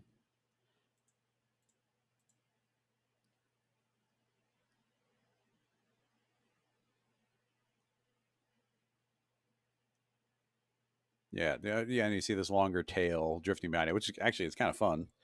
I dig it. Let's try adding some of the turbulence back in. We're just reactivating all this stuff, but I personally I kind of like where was the actual maybe was turbulence still on?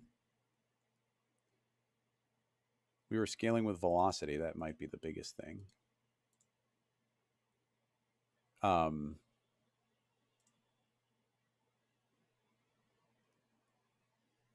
But we're slowly reactivating all the things we turned off. Yeah, like now that we've got a different style of rig, depending on what we're going for. Oh, that feels nice and tentacly. Yeah, this turbulence smoothing, I feel like that made a pretty big difference.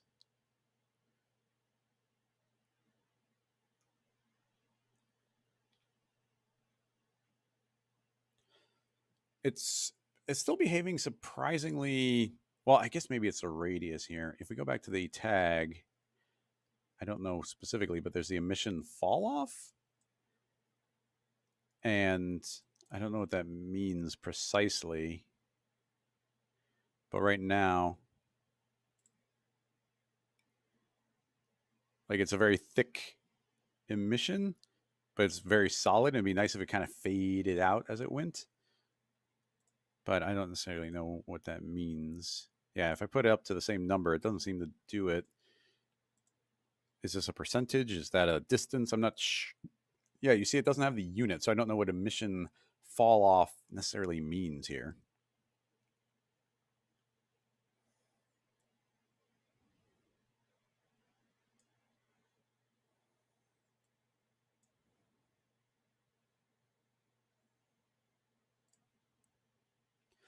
Um,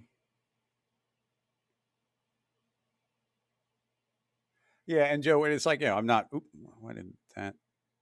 What just happened? Okay, maybe it doesn't like sparse. Um, you're saying, yeah, you're thinking more like, I'm thinking Hellboy 1 sort of elder god tendrils like dropping, dripping down from the sky. Now, obviously I'm throwing some crazy stuff at here, but it goes to like if we did the earlier version of the rig where the tendril, where it's like it was starting up near the top and it was kind of drifting down along the spine, and we had the tendril aiming downward and kind of drifting down from the top, and then we make a big cloud of pyro kind of floating above it. Then it's like, this is not supposed to be like, oh, here's how to make that. But over the course of the last hour, this was supposed to be like, here's a bunch of the ingredients to figure out how to art direct exactly what you want it to be. I'm going to reactivate the along. So now this stuff is going to want to start traveling. As soon as you do, I feel like it starts feeling a lot more alive as soon as that stuff is kind of wisping its way along.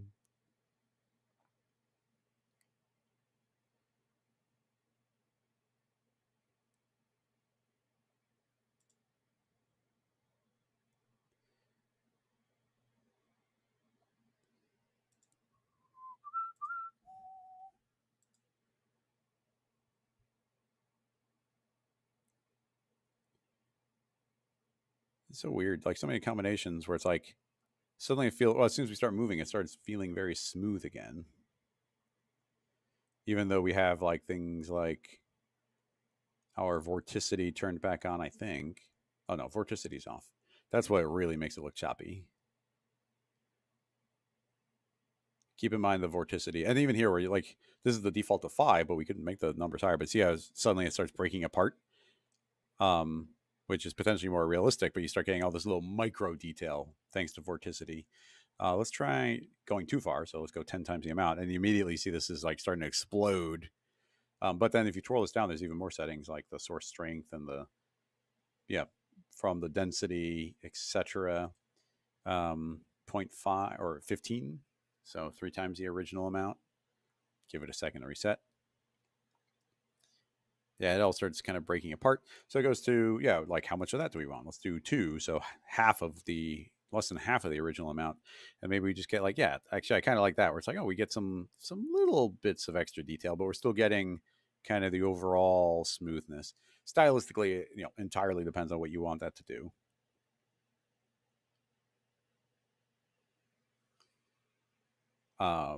Well, it's funny. Joe just said that Hellboy 1 was literally like what was in his head when he asked the question. um,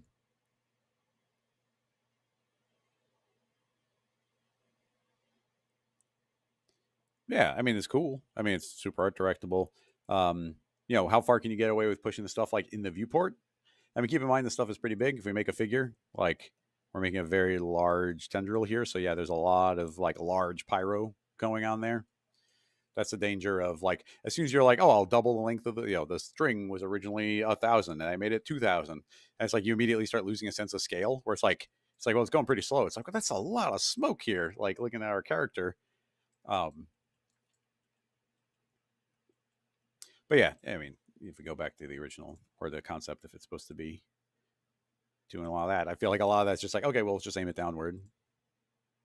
And all the pyro just intermixes, so this is not going to look good. But if we were just make a sphere, I'll make it editable, T for scale. shrink it down and be like, oh, there's a little bit of a cloud there. Then we can just toss pyro on that as well. Surface, we'll say it's coming from the volume. I don't know if that fall off was ever doing anything.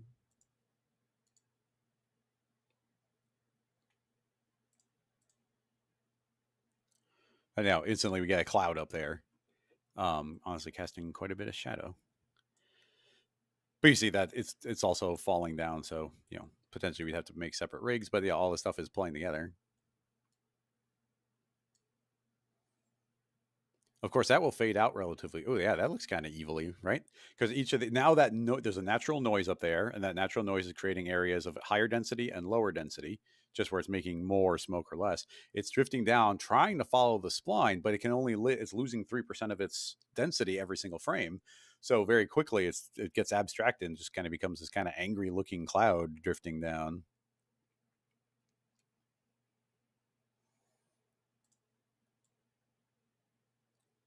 Yeah, it's pretty cool. And yeah, just get these angry little tentacles doing their thing. Right now we're spawning from that, but of course this could have potentially just been pulling from the original. Of course, the way we're fading out right now, that wouldn't work too well.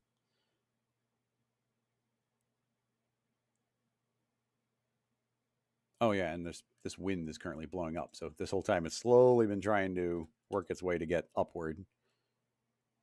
But yeah, that looked really cool as it kind of settled in. Like obviously the first couple frames aren't going to look good. And you can set like an initial state. As soon as we allow this to work out the initial kinks, which is pretty much like right around here, it's like that starts looking really cool. Let's crank up the contrast of that turbulence again. Actually, the turbulence is per object because this is kind of where is it generating from. So if we increase the contrast of that, we should be able to get something even more tendrily. And it's constantly shifting as well. Let's go all the way.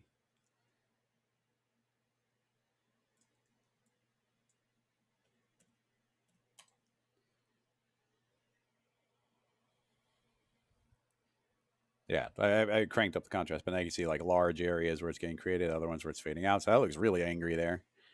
And then keep in mind, like right now, I'm just running simulation on this rope to kind of give us some guiding things, but there's a lot more MoGraphy type things you could do, or like it could be twisting down. We could just have a spiral like swirling down. You have different shapes undulating via keyframes and deformers, not just from a simulation. This was just fun layering up several bits of simulation.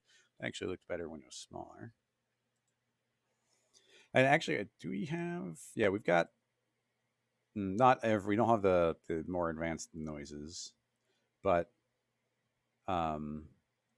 which one? I feel like something like Naki. If we pull down or up, probably up. Yeah, I'm trying to make more distinct areas. Yeah. Oh, that looks really angry.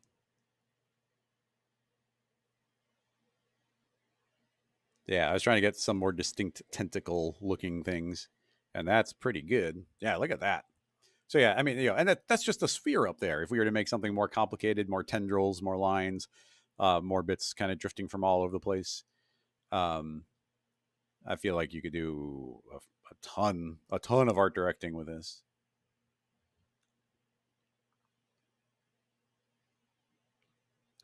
Well, I'm going to call that one complete, and we're 5 minutes over. I mean, we had a couple of nice questions there. It's fun. It was just A B C D E. It's fun kind of just I don't mind every once in a while as long as we're exploring and we're learning here, because I feel like a lot of people don't know the pyro settings. So me going through and being like, okay, here's what fluid, here's fluid force. Some of it is a reminder for me, of course, but going through and talking about like the buoyancy and turning off turbulence and turning off all these, playing with those settings, we have this forward momentum where it's like it's technical, we're going slow, but we're learning things and we can apply that. The next time we get a question with smoke, we've got a nice basis to begin of like, oh, if we erase out all this stuff, we can get something. And some of this I know, of course, where we wanted the smoke to stick around for a while. So it's like all these different settings to say, okay, there's going to be smoke and it's not going to drift away and it's going to be staying in one spot and the turbulence is going to be making it blow all over the place. So I, a lot of fun putting that type of thing together. A little different than maybe what we usually do, but pretty cool. Yeah, it's cool. Well, I mean, so many of the pyro settings just live inside of the pyro output, but the individual tags do get to make individual noises. So that's kind of cool. So we could make this cloud be all wispy like that. Yeah, I think that we're going to let that one wrap up. As always, all these scene files are going to be available later today directly on Patreon if you're at the engineer tier.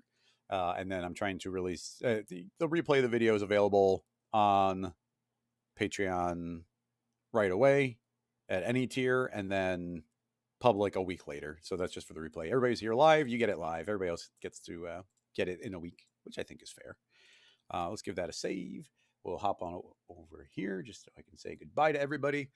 Let me just see if there's any questions specifically. Tobias, thank you as always for posting the community. Anybody over on YouTube, if you want to come and join the Rocket Lasso official, the official Rocket Lasso community, here's a link. Head on over to my website, go to the community page, and you click to join the Slack channel. That